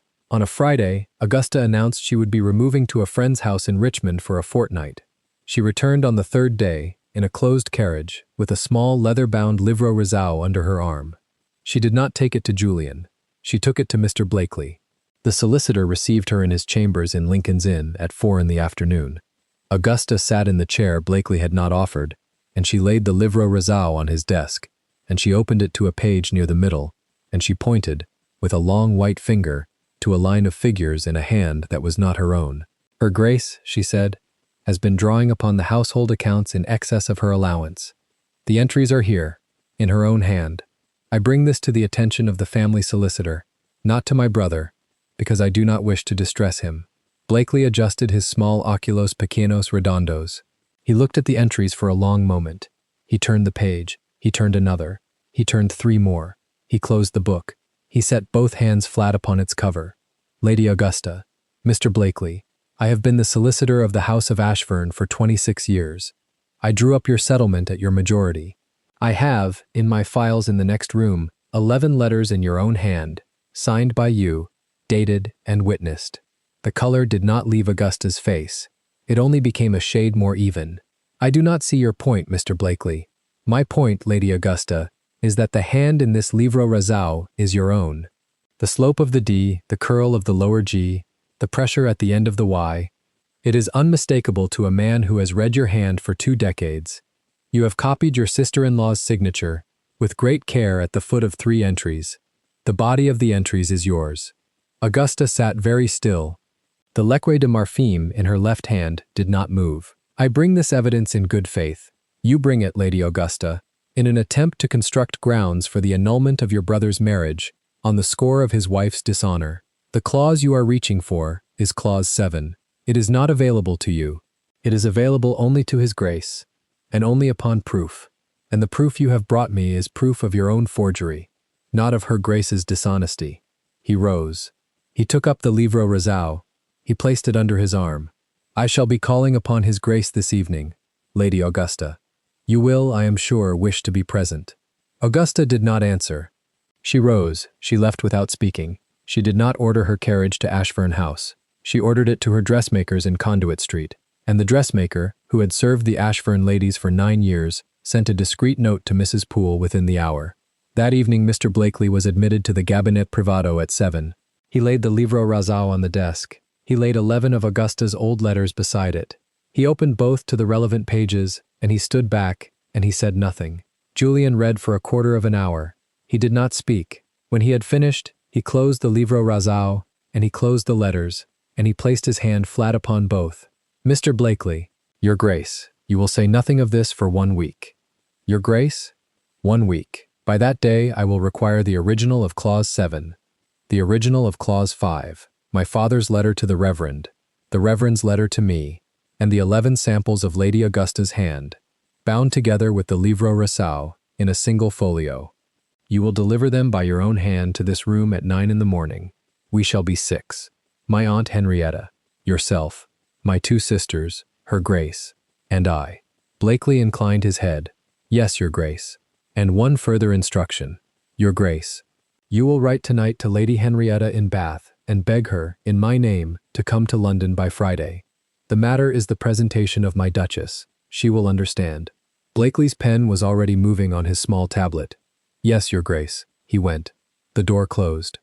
Julian sat alone at the desk with the livre rezao under his hand and the small folded sheet of Eleanor's footnote correction in the inside breast pocket of his coat, and he understood, for the first time in 11 years, why his father had drunk every evening alone in this room until the night the brandy had stopped him. He did not drink. He climbed to the south wing, stood for a moment outside the new sitting room, and did not knock. Inside, Eleanor was reading by the fire. She had heard his step. She did not turn the page until it had passed. She knew the count, to the day. She did not know what he had been told. She only knew the house, which had held its breath for 5 weeks, had begun very quietly to exhale. In the cabinet below, The Duke turned the key in the lock of the desk drawer, and he placed the small folded sheet on top of the livre rasau, and he closed the drawer, and he set his hand upon it for a long moment before he took it away. 3 weeks after that rainy night, Mrs. Poole climbed the east stair with a brass key heavy in her palm and a folded paper tucked beneath her thumb. She did not knock at the small back chamber. She opened the door, stepped inside, and waited until Eleanor lowered the needle. "Your Grace, the Duke requests that you remove to the ducal suite this afternoon." Eleanor did not move at once. The needle hovered above a torn seam she had been mending for the 3rd time that month. The light through the narrow window fell gray upon her wrist. "The ducal suite." "Yes, Your Grace." "By what occasion?" "By his written order. He has signed the page himself." Mrs. Poole laid the paper upon the small writing table. Eleanor read the 4 lines without lifting it. The hand was precise, the ink fresh. There was no salutation and no flourish. There was only the instruction, and beneath it the seal, pressed once, hard. She folded the paper in half and then in quarters. She placed it beside her thimble.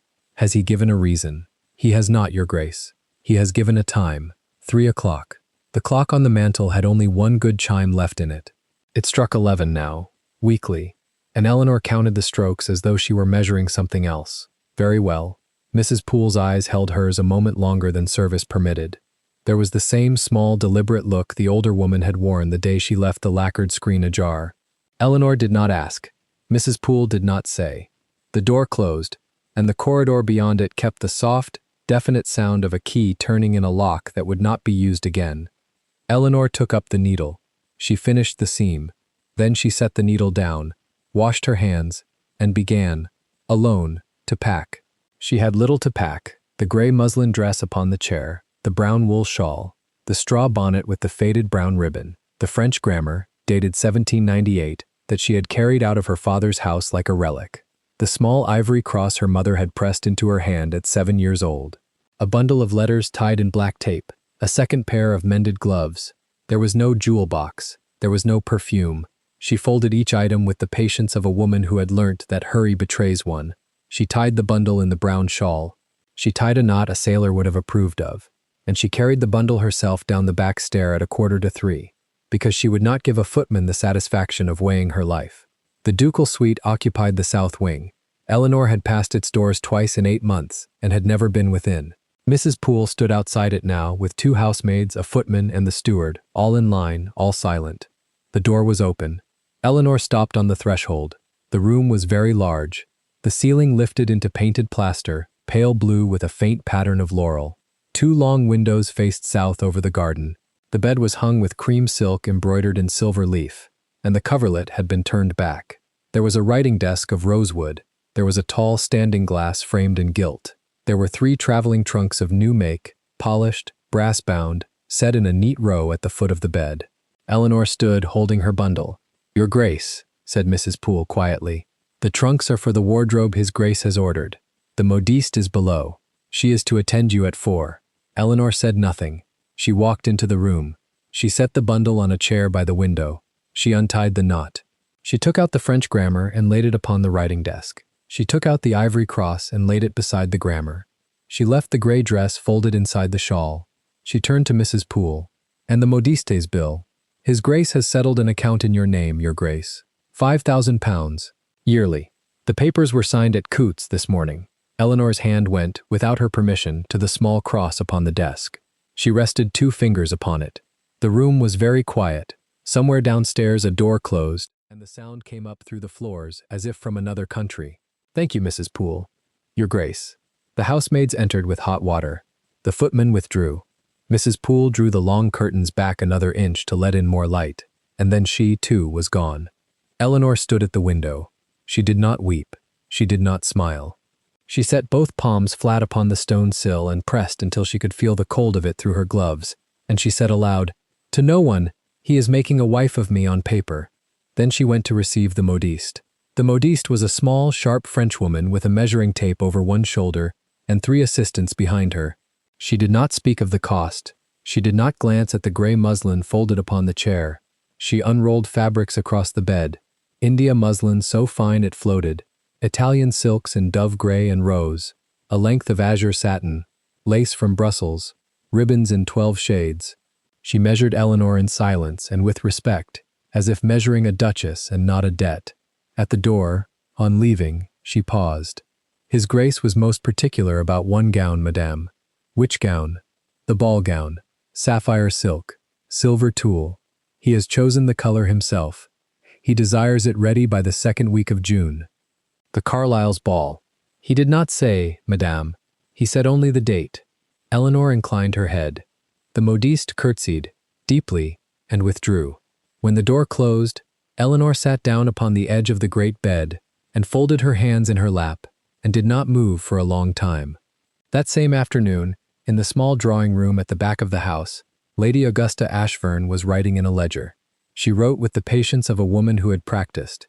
2 pens lay before her, one freshly cut, one nearly worn.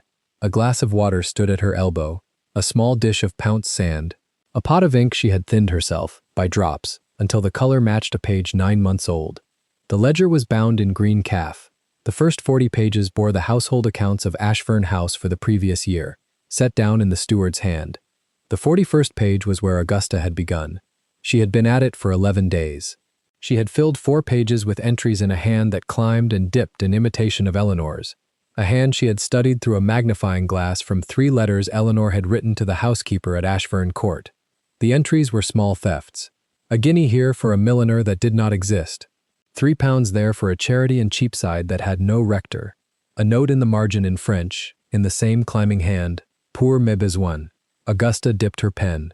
She wrote, very slowly, 5 March, to Madame Verlaine, ribbons, £4.12s. She blotted the page. She set the ledger aside to dry. She drew a small mirror from her sleeve and inspected her own mouth, and she found it pleasing. Lady Philippa came in without knocking. He has moved her into the south wing. I know. He has opened £5,000 at Coutts in her name. I know. He has ordered the sapphires brought up from the vault. Mrs. Poole told the second housemaid, and the second housemaid told Marie, and Marie told me. Augusta did not look up. And the date. The Carlyle's ball. He intends to present her. Augusta closed the ledger upon her finger to mark the page. Then we have, by my count, a little under 4 weeks. Augusta. Sit down, Philippa, you are flushed. Philippa did not sit. She crossed to the window. She watched the dust hang in the slant of afternoon light. She turned back. What if he believes her? He will not, because he will not be permitted to. The ledger goes to Blakely tomorrow. Blakely takes it to Julian. Julian reads it. He sees 4 pages of small thefts in a hand he has been taught to recognize. He sees the French in the margin, which he has heard her speak. He concludes that the woman he has begun to admire is a small, mean creature who steals from him in farthings, and he withdraws. And then she signs the annulment of her own accord, because she has been shamed in his eyes before the ball, and we keep the house, the income, and the name. Philippa came and stood at the desk. She looked down at the closed ledger. You have done it well.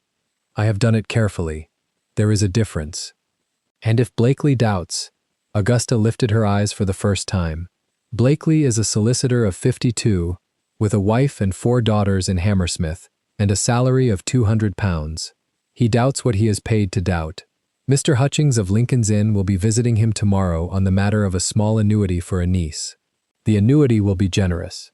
Philippa was silent. You disapprove. I do not disapprove. Then sit down. Philippa sat. She picked up the smaller pen and turned it in her fingers. Augusta, he has never given any of us £5,000. No, he has not. He has never had the sapphires brought up for any of us. No, he brought them up for a clerk's daughter from Hampshire. Yes. Philippa set the pen down. Then do it well.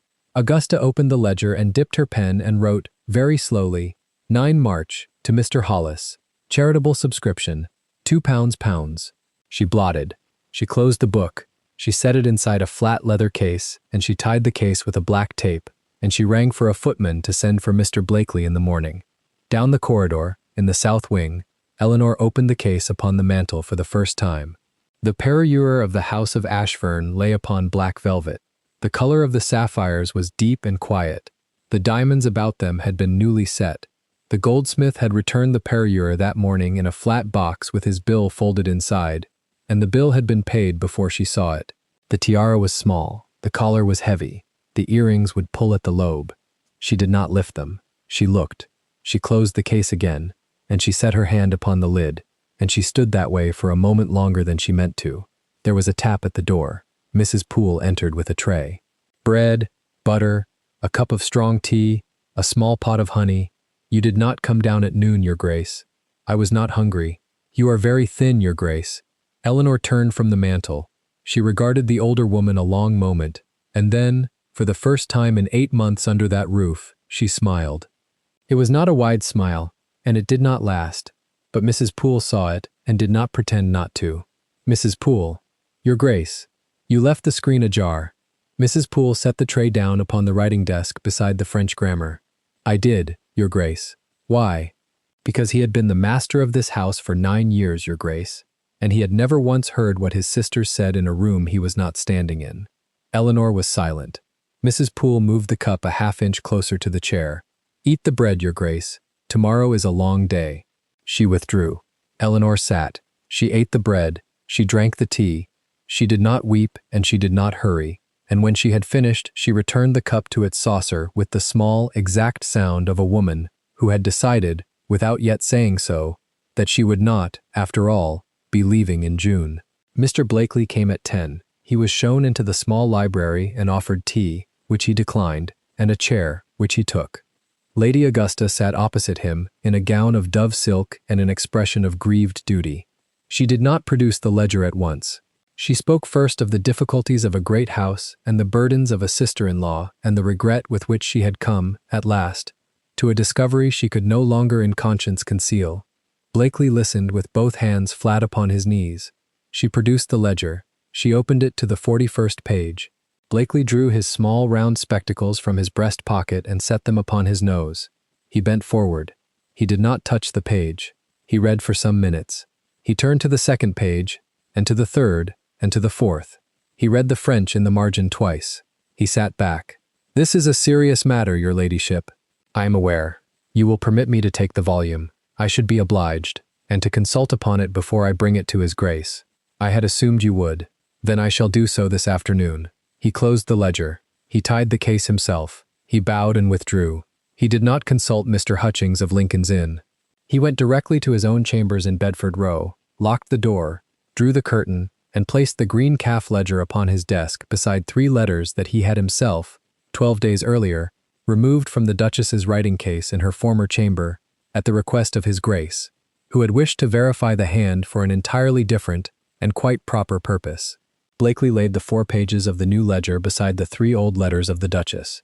He took up a magnifying glass. He bent. He looked for a long time. He sat back, removed his spectacles, polished them upon his cravat, replaced them, and bent again. Then he opened a lower drawer of his desk and drew out a 4th document. It was a single sheet, dated 4 years previous, written in a young woman's hand. Lady Augusta Ashfurn's petition to the trustees, at 25, for an increase in her quarterly allowance. He had kept it because Blakely kept everything. He laid this sheet beside the new ledger. He bent. He did not need the glass. The climb of the letter D, the narrow loop of the G, the careless dot above the I, set always a hair to the right, the little hook at the foot of the Y. They were the same hand. They were Augusta's own hand, dressed in a costume. Blakely sat back. He removed his spectacles a second time. He did not polish them. He folded them, and he placed them in their case, and he closed the case with a small, precise click. He said quietly, to the empty room, "Dear, dear." Then he gathered the ledger, the 3 letters, the petition, and a clean folio, and he called for his hat. He was at Ashfern House by 4. He was shown at once into the Duke's Gabinete Privado. The Duke rose as he entered, and Blakely saw, in a single glance, that something in the man's face had altered in 3 weeks. The cold was still there. The cold was now in service of something. "Mr. Blakely, Your Grace, I had hoped to bring you a different report. Sit." Blakely sat. He laid the green ledger on the desk. He laid the 3 letters beside it. He laid Lady Augusta's petition beside those. "Your Grace, Lady Augusta brought me this volume this morning. She represented it as a private accounting kept by her Grace, your wife, recording small thefts from the household over a period of months. She asked me to bring it to your attention. She believed I would do so without examination." Julian did not move. And the hand in the ledger is not her Grace's. The hand in the ledger is Lady Augusta's. She has imitated her Grace's writing carefully. She has not, however, troubled to alter her own habits, the climb of the D, the hook of the Y, the careless dot. I have placed her petition of 4 years past beside it. Your Grace may compare them at his leisure. I am as certain of this as I have been of anything in 28 years of practice. Julian set his hand upon the desk. He set it lightly. The signet ring of the House of Ashfern caught the afternoon light and held it. How long? To construct such a thing? Some weeks, perhaps months. The ink has been thin to age it. The paper is from the same maker as the steward's book. She has been patient. And the purpose, to produce, before your Grace, evidence of dishonor, sufficient to support a private annulment on the grounds of moral unfitness. Your Grace will recall the clause. The window for its use is, by my calculation, a little under 4 weeks. Julian looked down at the ledger. He did not touch it. He did not need to. And if you had brought this to me without examination, Your Grace, I should never have done so. If you had, Blakely permitted himself, for the first time in 28 years, a small, dry smile. Then I should have ceased to be of use to your house, and your Grace would have done well to dismiss me. I have a wife and 4 daughters in Hammersmith, your Grace. I am paid by your house. I am not bought by your sister. Julian did not smile. He inclined his head once. It was a thing he had done perhaps 4 times in his adult life. You will leave the ledger. Of course. You will leave the petition. Of course. You will go home to your wife and your 4 daughters in Hammersmith, and you will say nothing of this to any person whomsoever, and tomorrow morning at 10 you will return. Yes, your Grace. And Mr. Blakely, your Grace. Thank you. Blakely rose. He bowed. He went out. The door closed. Julian remained alone with the ledger. He did not open it again. He stood. He walked to the window. He set both palms flat upon the cold stone sill, exactly as Eleanor had done 3 weeks before, in a room he had given her, and would not enter. He pressed until he could feel the cold of it through his gloves. He thought, deep down, that he had been a fool for 8 months and had begun, only in the last 3 weeks, to be something else. He did not name what. He turned from the window. He rang the bell. Send Mrs. Poole. Mrs. Poole came at once. Her Grace. In the south wing, your Grace. At her writing desk. Send word that I shall wait upon her in the small library at 6. Yes, your Grace. And Mrs. Poole. Your Grace. You will see that Lady Augusta and Lady Philippa do not leave the house tomorrow before 10 o'clock. Mrs. Poole's eyes did not change. The hand with the crooked little finger settled upon the heavy iron key at her throat, and rested there. Yes, your Grace. She withdrew. Julian stood a moment longer beside his desk. He looked once at the green ledger. He looked once at the petition. He drew them both together, and he put them into the lowest drawer, and he turned the key, and he set the key upon a small silver tray on the desk where any servant might see it. He went out to dress. At 6, Eleanor was in the small library. She was not sewing. She was reading, properly, in a chair by the fire, a slim volume of essays in French.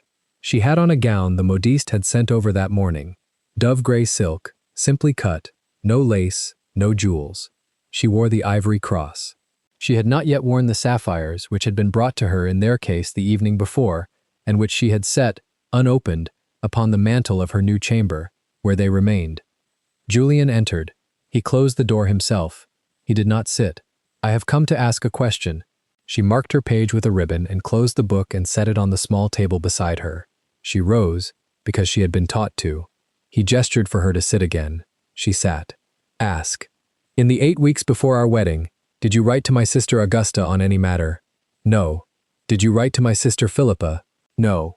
Did you write to any member of this house, save Mrs. Poole, on the matter of the household accounts? I have never written upon the matter of the household accounts to any person at all. I have not been consulted upon them. Thank you. He stood a moment in silence. The fire made a small sound in the grate. Eleanor watched his face. She did not ask. He saw that she did not ask, and a thing moved in his face that she had not seen there before. Eleanor? It was the first time he had spoken her name. Your Grace. Tomorrow at 10 o'clock I shall have occasion to require your presence in this room. You will be asked to do nothing and to say nothing. You will stand at my right hand. Will you do this? Upon what occasion? Upon the occasion of correcting an injury that has been done to you in this house, which until 3 weeks ago I did not see, and which I now see entirely. She was silent. She looked down at her hands. They were folded in her lap. They were thin. They were calloused at the tips from the needle. She did not lift them. "I shall stand at your right hand, Your Grace." "Thank you." He bowed. He did not approach. He went to the door. He opened it. He paused with his hand upon the latch, and without turning, he spoke once more, low. "The sapphires are yours. Whether or not you wear them is yours. Whether or not you stay in this house is yours. I have not earned the asking of either." He closed the door behind him. Eleanor sat very still. She did not weep. After a long moment she rose, walked to the window, set both palms flat upon the stone sill, and pressed until she could feel the cold of it through the silk of her sleeves. Upstairs, in the small back chamber that had been Augusta's writing room, Augusta was at her dressing table. She had not yet been told that Mr. Blakely would not be returning with the ledger that evening. She was choosing earrings for dinner. She held a small pair of emerald drops to her ear. She held a larger pair. She set them both down. A knock at the door. Yes, Mrs. Poole entered. She did not curtsy deeply. She inclined her head the exact degree owed to the unmarried sister of a duke, and not a degree more. "My lady, His Grace requests that you and Lady Philippa attend him in the small library tomorrow at 10 o'clock. Augusta did not turn from the glass. "On what matter?" "His Grace did not say, my lady." "Very well. You may go." Mrs. Poole did not go. "My lady, the front door will be closed at 9:30, and the carriages will not be ordered until after 11. Augusta's hand stopped above the smaller pair of earrings. In the glass, she met Mrs. Poole's eyes. The older woman's face was perfectly composed. Her fingers rested, light and easy, upon the great iron key at her throat. Augusta lowered her hand. "Thank you, Mrs. Poole. My lady." The door closed. Augusta sat a long moment before the glass. She did not pick up the earrings. She set both palms, very slowly, flat upon the wood of the dressing table. She pressed until her knuckles whitened, and she did not feel the cold of it at all. The carriage rolled into Berkeley Square just past 9, and the lamps of Lady Carrington's townhouse spilled their gold across the wet stones. Eleanor stepped down without taking the footman's hand. She did not need it. The cream silk of her gown, the only new thing she had accepted from Julian's accounts that week, caught the lantern light and turned almost the color of fresh butter. Mrs. Poole had pinned a single white camellia at her shoulder, nothing more. She climbed the steps alone. Inside the carriage, the seat had been laid with a fresh traveling rug of fawn cashmere she had not ordered. Mrs. Poole had ordered it. There had been other small things in the last fortnight. A foot warmer of polished brass that appeared each evening filled with hot coals. A small porcelain dish of crystallized violets set at her elbow at breakfast. A pair of new shoe roses sewn onto her old gray slippers in lilac silk no larger than a shilling. The household had begun, in its quiet way, to decide for her. She felt every one of those small kindnesses as she went up the steps. They sat on her shoulders like another shawl. Lady Carrington's footman bowed lower than he had bowed 3 months ago. The whole hall seemed to lean a fraction of an inch in her direction as she passed. A year of pretending not to exist had taught her exactly how a room shifted when it began, suddenly, to look. Augusta and Philippa were already inside. Of course they were. They stood near the harp in the second drawing room, framed by the 2 tall windows, Augusta in her favorite musco green silk, and Philippa in pale lilac with the silver thread that always caught the candlelight. Marguerite Holloway hovered at their elbow in pink, fanning herself slowly, her painted patch dark against her cheek. The 3 faces turned together when Eleanor came through the door. Augusta's chin lifted half an inch. Philippa smiled at once, the dimple appearing in her left cheek, sweet as cream. "My dear sister," Philippa said, sailing forward through the press of guests. "How very brave of you to come without His Grace. He so often forgets you exist in public, does he not?" It was said softly enough to seem like concern. 3 matrons within hearing range bent their heads to listen. Eleanor inclined her own head. "His Grace is detained in the Lords until 10. He will join us before supper." "Will he?" said Augusta from behind her sister. 2 words, spoken as a door closes. Eleanor walked past them toward Lady Carrington, who was holding court near the fireplace. She made her curtsy. The old Viscountess, who had cut her dead in March, now took her hand in both of her own. "Duchess," Lady Carrington said, "you honor my poor rooms." "You are too kind, my lady." "Not at all. I was telling Lady Sefton only yesterday that the Ashfern sapphires have not been seen at a London party since the late Duchess wore them, and how I hoped—" Well, the old woman smiled. Perhaps tonight is not the night. But soon, I hope. Soon, my lady. Eleanor moved on. She did not turn to see whether Augusta had heard. She knew she had. A quartet began to play in the back salon. The card tables filled.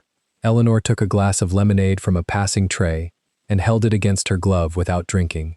She found Lady Sarah Fenwick by the pianoforte and stood with her 10 minutes, speaking of nothing. The new pianoforte from Broadwood, the rain that would not stop, a cousin in Bath. It was the longest conversation Eleanor had held in society in 14 months. Lady Sarah laughed twice. She had not, before now, laughed at anything Eleanor said. The room watched. The room had begun, very slowly, to revise its opinion. Across the carpet, Augusta saw it happening. Eleanor felt, rather than saw, the shift in her sister-in-law's posture, the straightening of the spine, the small, decided nod to Philippa. Philippa raised her fan and inclined her head once, sweetly, in agreement. Eleanor turned back to Lady Sarah and asked about her sister's confinement. 3 minutes later, Philippa came across the room with a glass of claret in her gloved hand. It was a beautiful glass, Carrington crystal, cut deep. Philippa held it as though she were carrying a wounded bird. She moved at exactly the pace of a woman not quite watching where she walked, her eyes lifted toward the chandelier, her dimple in place. Eleanor saw her coming. There was a half-second in which she might have stepped aside. She did not. If it was to happen, she would not flinch. Philippa's silver thread slipper caught the edge of the Aubusson carpet exactly where the seam lay. She gave the smallest cry. The glass tipped. The wine arced out in a single dark ribbon and broke against the front of Eleanor's gown from shoulder to hem. The stain spread fast. The cream silk drank it like blotting paper. A great irregular flower of crimson opened across the bodice, ran down the skirt, dripped onto the white slipper. The room went very quiet. "Oh," Philippa said, her hand at her mouth. "Oh, sister, forgive me. How dreadfully clumsy. Oh, your beautiful gown." Eleanor stood still. She did not look down at the stain. She looked at Philippa. She looked at the dimple. She looked at the small, bright triumph that lived for a single unguarded instant in those green eyes, before the proper distress arranged itself over them. "Pray do not distress yourself," Eleanor said. Her voice carried, because she made it carry. "It is only a gown." Augusta arrived at her sister's shoulder. She was carrying a handkerchief. She did not offer it. "My poor Philippa," Augusta said. She spoke loudly. "You really must learn to walk like a lady, though one cannot blame you. Some of us were not raised to such rooms." Her eyes moved deliberately to Eleanor's gown. "And some of us, alas, will never quite fit them. Cream, my dear, was a brave choice. Cream wants a certain confidence, a certain breeding." A small laugh from somewhere. Marguerite, behind her fan. Eleanor felt the heat climb her throat. She felt the eyes of 40 people on the ruined silk.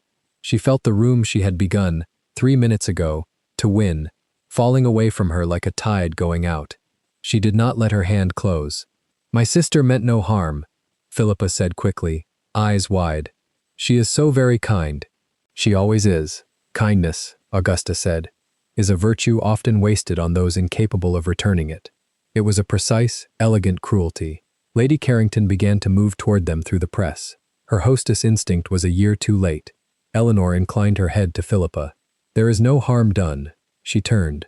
She walked. She did not hurry. She crossed the length of the drawing room with the stain spreading at every step, past the harp, past the pianoforte, past Lady Sarah Fenwick, whose face had gone very white. She reached the doorway. She passed through it. In the hall, she asked for her cloak, in a voice that did not shake. The footman who had bowed so low an hour ago did not look at her face. He looked at the gown. He fetched the cloak. He held it out at arm's length, as though the wine itself might leap onto his livery. She put it on. She drew the hood up. "Tell my coachman," she said, "that I am going home. Your Grace, His Grace's carriage. Mine, if you please. The plain one. At once." The footman bowed and went. She stood in the marble hall and waited. From the drawing room came a sudden gust of laughter, quickly hushed. A door opened above. Someone began to play a country dance on the pianoforte. The world had folded itself back together over her absence within 90 seconds. The carriage came. She climbed in.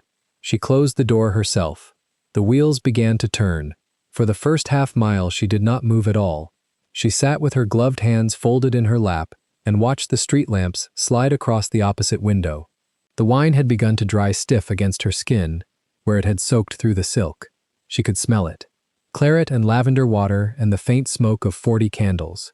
She would write to Mr. Blakely in the morning. The thought arrived complete, as decisions sometimes do, dressed and ready. She would write to Mr. Blakely and instruct him to file the petition for annulment under the clause her father had so carefully drawn. She had 13 weeks remaining. It was more than enough. She would withdraw to the dower house at Whitethorn, which her father's settlements had reserved to her in perpetuity. She would take Mrs. Poole, if Mrs. Poole would come. She would take her books. She would take the small writing desk that had been her mother's. She would not take the sapphires. She would not take the gowns Julian had ordered. She would not take the name. She would be Miss Hart again, the clergyman's daughter from Whitethorn, 22 years old, plain, sharp-tongued, and her own. She would teach the village children their French verbs on Tuesdays and Thursdays, as her father had taught her. She would walk down to the river through the orchard each morning, before the dew burned off. She would not wear silk again. She would not enter a London drawing-room again. She would not be looked at again, except by Mrs. Hodges who kept the dairy, and by old Reverend Pugh who had baptized her in 1795. There was a kind of grief in the plan that did not feel like grief. It felt like the cool side of the pillow. The decision settled in her like a stone dropped in still water. It went all the way down. It rested at the bottom. She felt, for the first time in 14 months, almost calm. She closed her eyes. The carriage turned into Grosvenor Street, then into the Ashfern carriage drive, and stopped under the porte-cochere.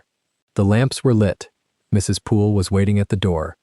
The housekeeper took one look at the gown and at Eleanor's face and asked no questions. "Hot water in your dressing room, Your Grace. At once." "Thank you, Mrs. Poole. His Grace is not yet returned from the house." "I know." Eleanor climbed the staircase slowly. The ducal suite, into which she had been moved 3 weeks ago, lay at the end of the south corridor. 2 footmen stood at attention as she passed. They did not look at the stain. They had been instructed not to. She entered her bedchamber and closed the door behind her. The fire was lit. The bed was turned down. A nightgown of white cambric lay folded across the foot. The 2 great candelabra of beeswax candles burned steadily on the dressing table. Everything in the room was as it had been arranged for her every night for the past 3 weeks. Discreet, warm, perfect, costly. The expense of it lay on the air like a faint perfume. She crossed to the dressing table to ring for her maid. That was when she saw it. On her pillow, in the center of the great square of white linen, lay a flat case of dark blue Morocco leather. The lid was closed. A single sheet of folded paper rested upon it, sealed in black wax with the Ashfern crest. She did not move for a long moment. Then she crossed the carpet and lifted the paper. The seal was unbroken. She broke it with her thumb. The fold opened in her hand. The note was written in Julian's hand, which she had learned to recognize from a single line. It was a sloping, decisive hand, the kind that crossed its T's with a long horizontal stroke and dotted its I's high and forward. It contained one sentence: "I shall be at your right hand at the Carlists' ball." It was signed only with the J. She stood holding the paper. She read it again. Then she read it a third time. Slowly, very slowly, she set the note down upon the dressing table and lifted the Morocco case. It was heavier than she had expected. She set it upon her lap when she sat down before the glass, and she opened the lid with both hands. The Ashfern sapphires lay inside, on cushioned cream velvet, restored. She had never seen them before. She had heard of them all her life. Every Englishwoman of her station had heard of the Ashfern sapphires, but she had never seen them. They had been put away in the strong room at the bank in 1812 when Julian's mother died, and they had not been brought out since. They had been brought out now. The parure was complete. The necklace lay along the center of the velvet bed.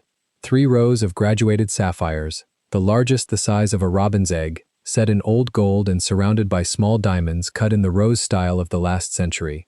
The earrings were drops, 2 long pendant sapphires each. The tiara at the top of the case was a low fillet of laurel leaves in diamonds, with sapphires set at the heart of each leaf, and a single great pear-shaped stone at the center that would sit just at the parting of a woman's hair. The stones were dark, almost the color of the night sky an hour after sunset. They drank the candlelight rather than throwing it back. Eleanor sat very still and looked at them, her hand lifted of its own will. She touched the center stone of the necklace with the tip of one bare finger. It was warm. Not from her hand, from whoever had handled it that day, perhaps from the jeweler, perhaps from Julian himself. Someone had laid these stones in this case within the hour, and the warmth of human hands was still in them. She felt her throat close. She closed the lid of the case. She set it on the dressing table beside the note. She rose. She walked to the window. She drew back the heavy blue silk curtain and rested her forehead against the cold glass. Outside, the carriage drive was empty. The lamps burned along its length. Beyond the wrought iron gates, the street ran black and wet toward Berkeley Square, where 40 people were still laughing without her. She closed her eyes. I shall be at your right hand at the Carlyle's ball. It was not an apology. He had not written an apology, because he was not a man who knew how to write one. It was an instruction. It was a promise. It was also, she understood very slowly, the closest thing to a declaration that man would ever put on paper before the act itself was done. He did not yet know about the wine. He did not yet know that his sisters had succeeded. He had written that note in the afternoon, before any of it, and laid the sapphires on her pillow with his own hands, or had Mrs. Poole lay them, and he had gone to the house thinking she would come home flushed from a small social victory, and find them, and understand at last what he meant by them. Instead, she had come home soaked in claret, with the petition for annulment already drafted in her head, and found them anyway. The 2 letters in her head, the one to Mr. Blakely and the one Julian had written, did not fit in the same room. She stood at the window a long time. When at last she turned back, Mrs. Poole had entered without knocking. The housekeeper had laid out fresh linen and was setting a basin of hot water on the washstand. She had brought soap and a soft cloth and a small bottle of the lemon water Eleanor liked. Your Grace. Yes, Mrs. Poole. His Grace's carriage was heard at the gate 3 minutes ago. He has not yet come up. He is in the cabinet. Eleanor looked at the housekeeper. Mrs. Poole's face was perfectly composed. Only her eyes, the firm honey-brown eyes that had watched Eleanor remend a glove 4 months ago at 7:30 in the morning, were not composed at all. He does not know, Eleanor said. He does not, Your Grace. He has only just returned. Has anyone sent word from Lady Carrington's? No, Your Grace. It is not yet 11. A pause. Mrs. Poole. Your Grace. In the morning, I shall require a sheet of foolscap and a fresh pen. I shall write a letter to Mr. Blakely. The housekeeper's hand, which had been folding the cambric nightgown, stopped folding. It did not tremble. It only stopped. Yes, Your Grace. Will you take it down to him yourself? Yes, Your Grace. If you wish it. Eleanor turned back toward the dressing table. She did not look at Mrs. Poole's face. Help me out of this gown. At once, Your Grace. The housekeeper crossed the carpet. She lifted Eleanor's hands one at a time and drew off the gloves. She unhooked the back of the bodice and lifted the cream silk away in one careful motion. The wine had gone through 3 layers of fabric and stained the chemise beneath. Mrs. Poole made a small, very quiet sound at the back of her throat. She said nothing. It cannot be saved, Eleanor said. No, Your Grace. Then burn it. Your Grace, burn it, Mrs. Poole. In the morning, in the kitchen fire. I do not wish to see it again. Yes, Your Grace. A pause. And the chemise beneath? That also. Very well. Mrs. Poole folded the ruined cream silk over her arm with the same care she would have used for an infant. The stain crossed the bodice and ran the length of the skirt, and would have to be cut into pieces before it went into the fire, so that no scullery maid could carry the story of it down to the kitchens below stairs. Mrs. Poole would do the cutting herself. Eleanor knew this without being told. She stood in her chemise while the housekeeper sponged her shoulders and her throat and the place under her jaw where the wine had splashed. The water ran pink into the basin. Mrs. Poole emptied it and refilled it and washed her a second time. The water ran clear.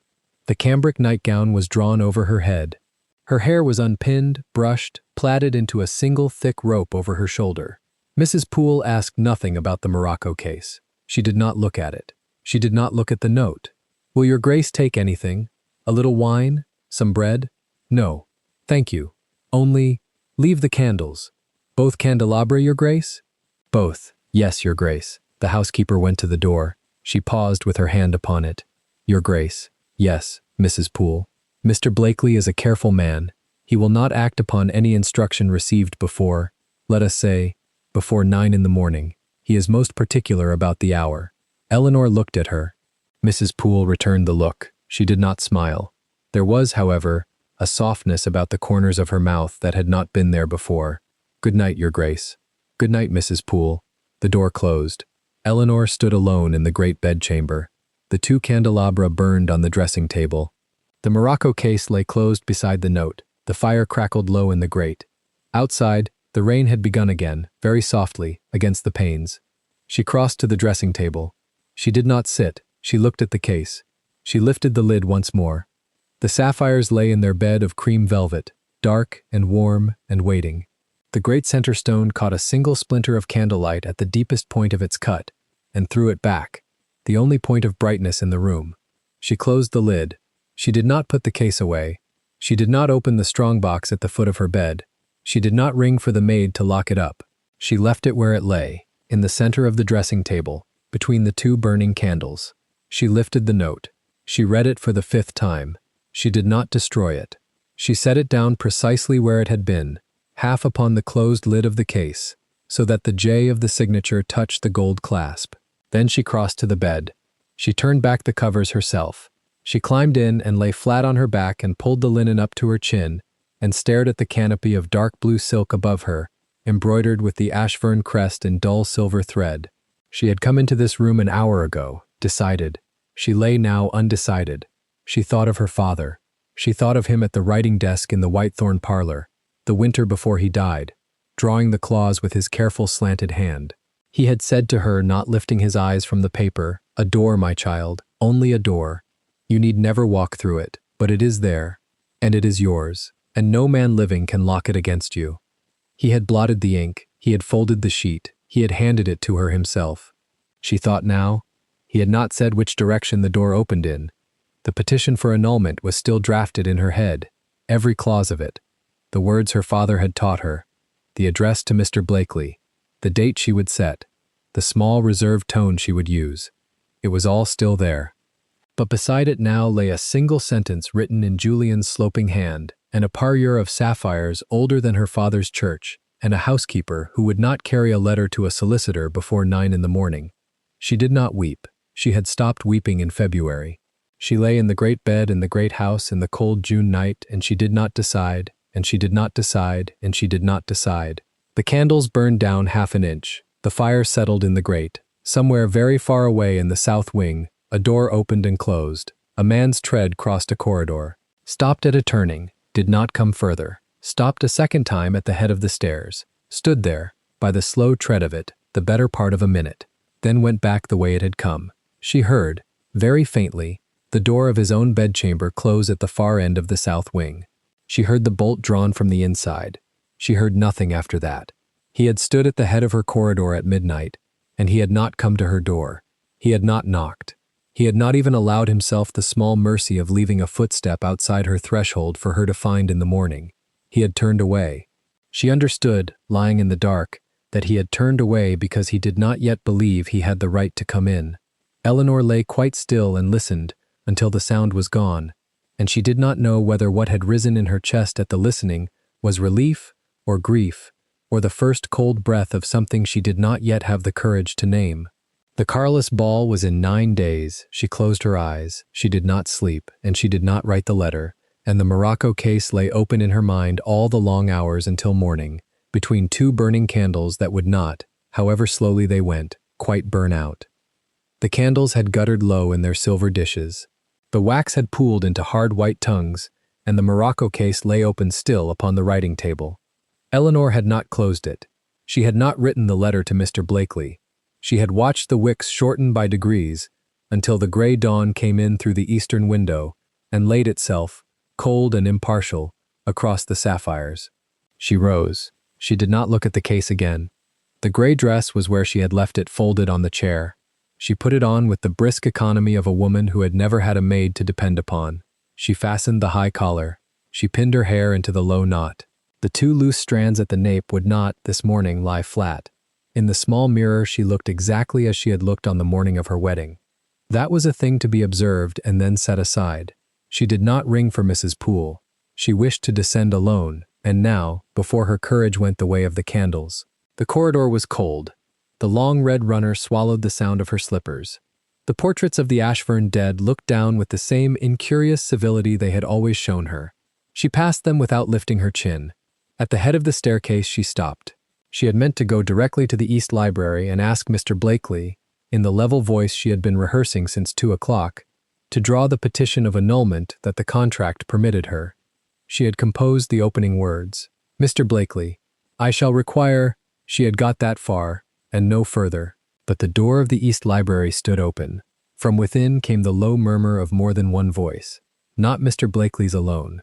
She descended the last steps without sound. She put her hand upon the door, and she walked in. There were 5 of them already gathered.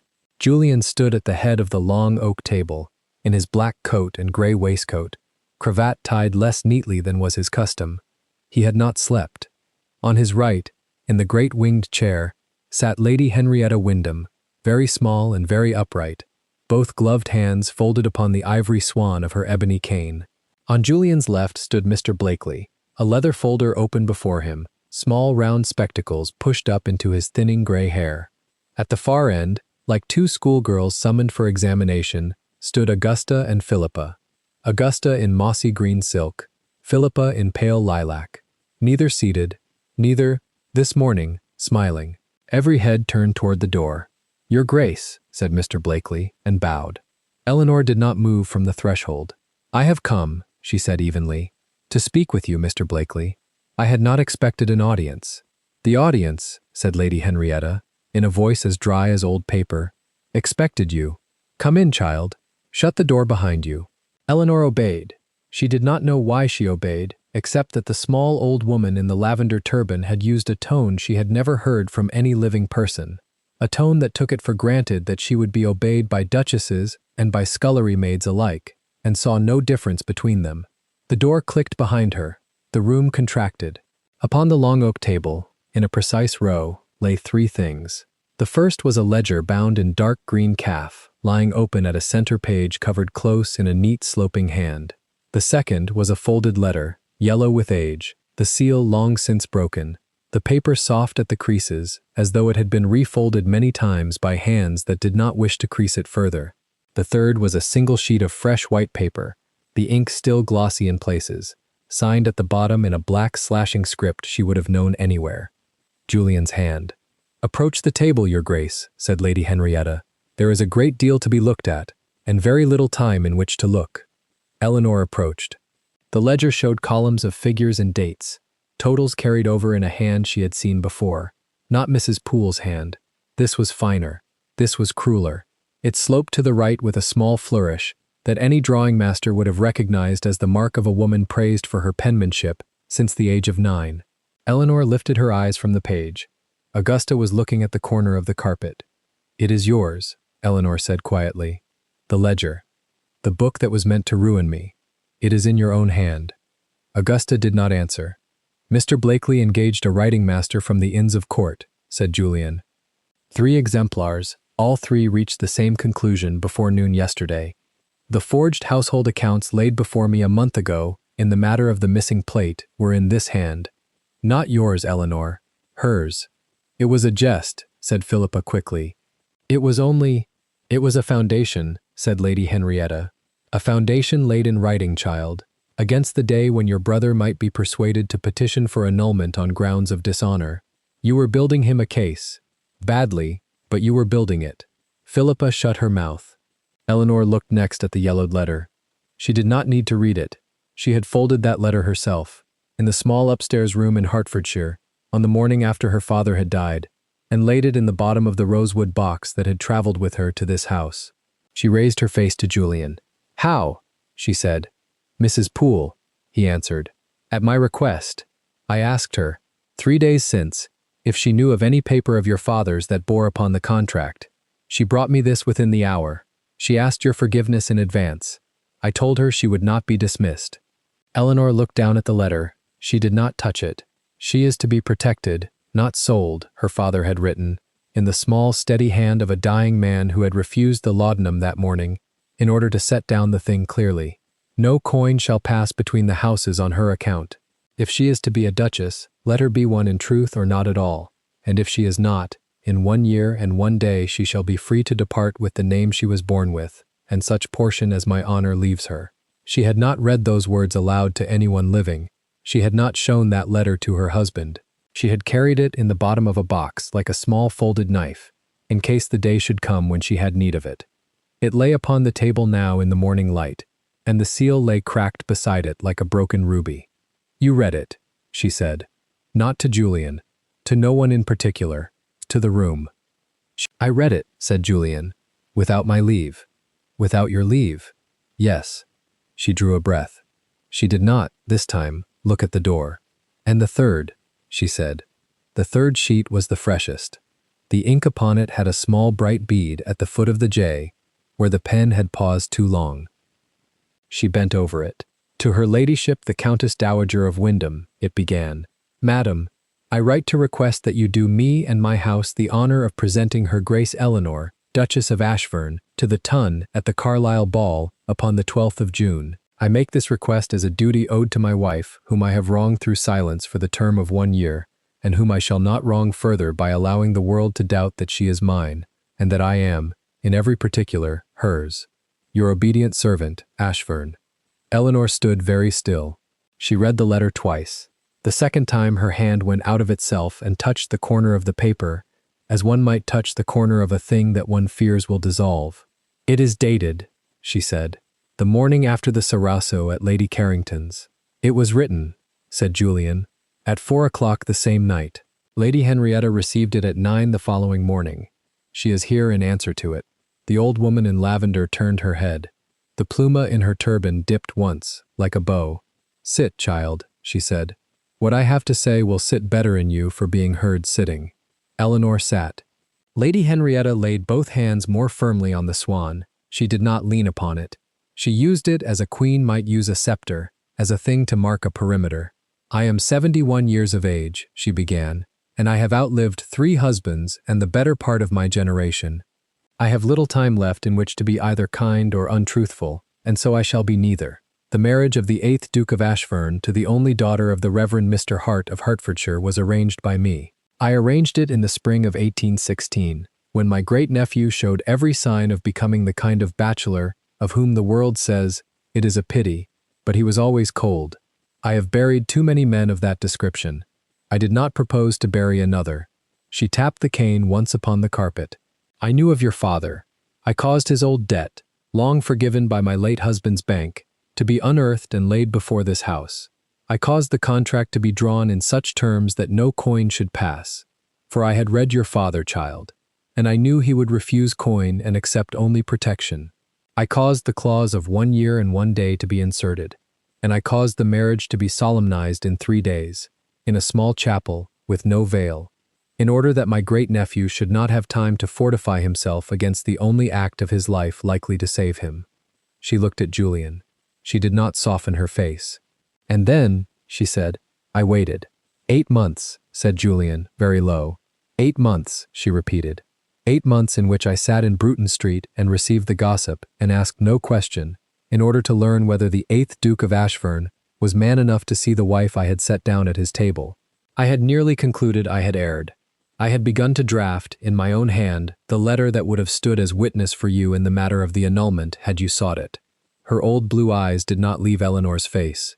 "Yesterday morning I received instead the letter that lies upon this table. I have come to tell you that the bargain I made for you was made in the dark, without your consent, and that I owe you, before this room, my apology for it. And to tell you that if you wish to leave this house this morning, you shall have my carriage and my name and my chimney as long as I draw breath, and no court in England will dare to whisper against you." The room was very still. Eleanor's hands lay folded in her lap. She looked at the old woman a long moment. Then she looked at the ledger, then at the letter, then at the fresh sheet with the slashing J at its foot. Then she looked at Julian. He had not moved from the head of the table. His face was the face of a man waiting for a verdict that he had no right to argue. The cicatrice at the corner of his jaw caught the morning light. His large hand rested on the back of the carved chair as though he required it to remain upright. He did not, in that moment, speak. It was Augusta who broke first. "Brother," she said. Her voice was thin. "Brother, you cannot mean to—" "Be quiet, Augusta," said Julian, without turning. "You cannot mean to keep to keep her, over your own blood. Be quiet, Augusta," he said again. The second time was softer than the first, and it had the effect of a slap. Augusta shut her mouth. Julian walked from the head of the table. He walked slowly. as a man walks who is uncertain whether the floor will bear him. He came around the corner of the oak and stopped 2 paces from Eleanor's chair. Then, in a movement so quiet that afterwards no one in the room could agree upon which knee had touched the carpet first, he knelt. There was a small sound from Philippa, a drawn breath, nothing else. Eleanor did not rise. She did not draw her skirts away. She sat as she had been taught to sit at 12 years old in her father's parlor with the Hertfordshire ladies, and she looked into the grey eyes of the 8th Duke of Ashfern and she waited. "Eleanor," he said. He did not use her title. "I do not ask your pardon. I have not earned it. I ask only that you do not sign Mr. Blakely's paper this morning. Give me, between this day and the 12th, 3 weeks in which to show you by act, not by speech, what kind of husband I propose henceforward to be. If at the end you wish still to sign, I shall sign it before you, and settle upon you such portion as will keep you free of any house for the rest of your life. But do not sign it this morning, I beg you." Eleanor did not answer at once. She looked past his shoulder at Lady Henrietta, and the old woman gave her no sign. The decision was not hers to nudge. She looked at Augusta and Philippa. They stood as they had stood at 12, the elder pale, the younger pink, the daughters of an unhappy house. She had not, until now, permitted herself the luxury of pity. She looked, last, at Julian. "Rise," she said. He did not rise. "Rise, your grace," she said, more quietly. "I will not have my husband upon his knee in front of his sisters. Rise." He rose. He did not move back from her chair. "You shall have your 3 weeks," she said. "I make no promise beyond that. I sign nothing this morning. I sign nothing tomorrow. At the foot of the staircase at the Carlisle ball, on the night of the 12th of June, I shall tell you whether I sign at all. That is the bargain I will make with you. Will you take it?" "I take it," he said. "Mr. Blakely, your grace. You will draw the petition of annulment that the contract permits. You will keep it in your folder. You will bring it to the ball in your coat. If on the night of the 12th I require it, you will give it to me before the second dance. If not, you will burn it that night in your own grate, and send me word at breakfast that it is ashes. Is that within your power?" "Entirely within my power, your grace," said Mr. Blakely, and bowed. Augusta, Philippa, the 2 sisters lifted their heads. "You will not," said Eleanor, "be at the Carlisle ball. You will not be at any ball in London this season. You will retire to the Yorkshire estate this afternoon. In the closed carriage Mrs. Poole shall have ready at 3, and remain there until Mr. Blakely has concluded his inquiry into the forged accounts. You will write no letter that does not pass under his seal. If at the end of his inquiry he advises my husband to lay the matter before the magistrate, my husband shall lay it before the magistrate, and you shall stand answer for it. Is that understood?" Philippa's mouth opened. It closed again. "Yes, sister," said Augusta. Her voice was very small. It was the first time, in 8 months under that roof, she had used the word. "You are not my sisters," said Eleanor evenly. "You are my husband's sisters. The distinction is small, but I think it will be useful to us both. You may go now." They went. The door closed behind them. Lady Henrietta tapped the swan's beak once upon the carpet and rose. "Mr. Blakely, your arm to my carriage. Your grace." She turned, her old eyes bright above the lavender turban. "I shall present you, on the night of the 12th, at the foot of the staircase. I shall present you to England as the Duchess of Ashfern, and any creature in that ballroom who has ever whispered against you shall, by morning, wish very much that they had held their tongue." She paused at the door upon Mr. Blakely's arm. "Wear the sapphires, child," she said, "and give your husband the first dance. He has waited 8 months for it. He may wait 3 weeks more, but no longer." The door closed. Eleanor and Julian were left alone in the East Library, in the morning light, with the ledger and the letter and the fresh sheet between them on the long oak table. Neither moved for a moment. Then Julian crossed to the window and unbolted the shutter and opened it all the way to the room, and the June air, which had crept that morning into the garden without anyone's noticing, came in upon them in a long, slow breath that smelt of cut grass and of roses already budding upon the south wall. He did not this time speak, nor did she. 3 weeks passed. They passed not in the long muffled silence of the months before, but in small visible acts. The drive of Ashfern House was raked each morning. The plate was brought up and polished and laid as for guests. A French dressmaker attended the Duchess in the south sitting-room with bolts of seda azul saphira and tulle prateado, and pinned, and tutted, and pinned again. The parure lay in its morocco case upon the dressing table, no longer hidden, and the case stood open. The Duke rode out at 7. The Duke returned at 11. The Duke breakfasted with his wife at the small table by the eastern window. They spoke of the rose that had opened upon the south wall. They spoke of a letter from the vicar who had been her father's friend. Once they spoke, very quietly, of the night her father had died. Julian did not speak of love. He laid down his cup and bowed at the door and was gone until evening. In the evenings they read. He read Tacitus, she read Racine. Once she looked up and found him looking at her, and he did not look away. She did not, in those 3 weeks, write the letter. Nor did she tell him she would not write it. The night of the 12th of June arrived. The Carlisle ballroom had been built in 1782 by an architect who believed no English night should pass without 1,000 candles upon it. The chandeliers had been lowered that afternoon and dressed in fresh wax. The orchestra, 20 strong, sat in the gallery above the doors. 350 of the tons stood already upon the checkered floor in their silks and their orders. The murmur of them, the low, continual murmur of a sea. The doors at the head of the staircase were closed.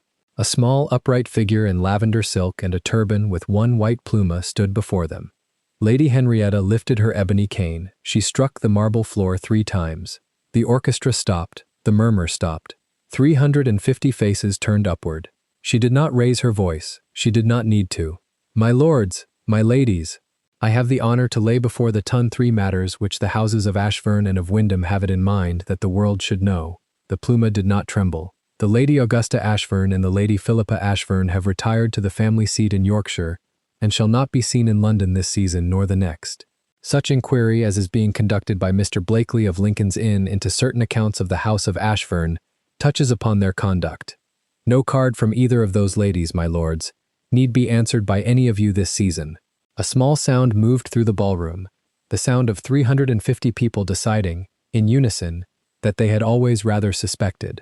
Second, the Lady Marguerite Holloway has, upon the considered advice of her father, retired to Bath for the remainder of the season. Such invitations as my niece may have outstanding in town will be returned by her father's hand within the week, with regret. Somewhere on the floor a fan snapped shut and was not opened again. Third, she struck the cane upon the marble. I have the honor, after 8 months in which my great-nephew has been less husband than ornament, to present to you tonight her grace. And the old voice rose, for the first time, to fill the room from gallery to floor. Eleanor, Duchess of Ashfern. The doors at the head of the staircase opened. She stood a moment upon the threshold. The Seda Azul Safira caught the 1,000 candles and gave them back in a slow, deep blue. The Tule Prateado moved as she moved, like silver leaves under water. The parure of sapphires lay across her throat and at her ears and upon her dark hair, as the Casa Ashfern had set them down upon the first Duchess of the line in 1641. She wore no veil. She carried no fan. The 2 loose strands lay, this once, exactly where she had pinned them. She did not look down at the staircase. She looked, instead, across the great room, to the foot of it, where Julian stood alone. She descended. 350 pairs of eyes descended with her. The marble made no sound under her satin slippers. At the 7th step she paused, by no design, and lifted her chin 1/4 of an inch, and went on. At the foot, Mr. Blakely stood 3 paces behind the Duke, his leather folder under his arm. He met her eyes. He raised one gray eyebrow in question. Eleanor inclined her head, once, to the left. Mr. Blakely bowed. He turned without a word, and walked from the ballroom by the side door, and within the hour, in his lodgings in Lincoln's Inn, he set fire to the petition of annulment in the grate. At breakfast the next morning, a sealed note in his hand was laid by the silver bell at her Grace's plate, and it contained one word, which was ashes. But that was tomorrow. Tonight, at the foot of the staircase, the Duke of Ashfern held out his hand. She placed her gloved hand in his. The orchestra above them, upon a sign from Lady Carlisle which no one afterwards could quite recall having seen given, struck up the opening measures of a valsa. A valsa, in 1817, was still a thing of small scandal. There were dowagers in that room who had never permitted it under their roofs. Julian led his wife to the center of the checkered floor. He bowed. She curtsied. They came together. For 16 bars he danced with her in perfect silence, the long disciplined silence of a cavallero who had drilled the steps in his own gallery for a fortnight, and the ton did not breathe. At the 17th bar he stopped. He stopped in the middle of the floor, his hand in his wife's hand. and the orchestra faltered for half a measure, and then, upon another small sign from Lady Carlisle, played on more softly. He lifted her hand, very slowly, until it was held high between them in the candlelight, and the sapphires at her throat threw their small blue fires across the floor. He turned, with her hand in his, to face the tun. He did not raise his voice. He had never, in his life, raised his voice. He spoke in the level, carrying tone of a man who had practiced in his own gallery. Also, what he proposed tonight to say. "My Duchess," he said, "and it was long past time that all of you should see her." He bowed over her hand. He kissed the white pellica above the knuckle. A silence held the ballroom for the count of 3. Then, from somewhere near the orchestra, a single pair of gloved hands began to clap. Slow, deliberate. The small dry sound of a very old woman applauding from a great chair into which she had been settled with cushions and a footstool. The pluma in the lavender turban dipped, once, in time, and the tun, who had come that night to watch a duchess fall, applauded instead a duchess crowned. The valsa resumed. Julian Ashfern danced with his wife to its close. He danced with no other woman that night, nor any night thereafter, for the remainder of a long marriage which was the talk of London for 1 season, and the quiet pride of 2 counties for 40 years. Late, when the carriages had been called and the great chandeliers had begun to gutter, Eleanor stood alone at a window upon the upper gallery and looked down at the empty marble staircase. Her husband came up behind her. He did not speak. He laid his hand at the small of her back, very lightly, and she leaned, by 1/4 of an inch, into it. She thought of the gray dress folded still in the small upstairs room. She thought of her father, who had written protected, not sold, and of the rose that had opened that morning upon the south wall. She had been invisible for 22 years. It had taken a duke behind a folding screen to teach her at last what she had always, in some deep part of her, known, that to be truly seen, by one person who had eyes to see, was the whole and the only fortune. If this story moved you, stop for a moment and reflect. Have you ever sat in a room of polished people who spoke about you in a language they thought you could not understand, and chosen silence over rage?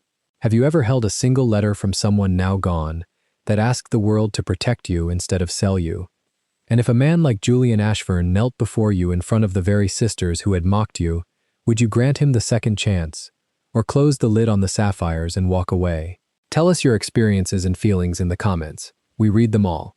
And if you believe in stories about dignity, justice, and love that arrives against all odds, leave a like, be sure to subscribe to the channel, and click join to become a part of our community and help the channel.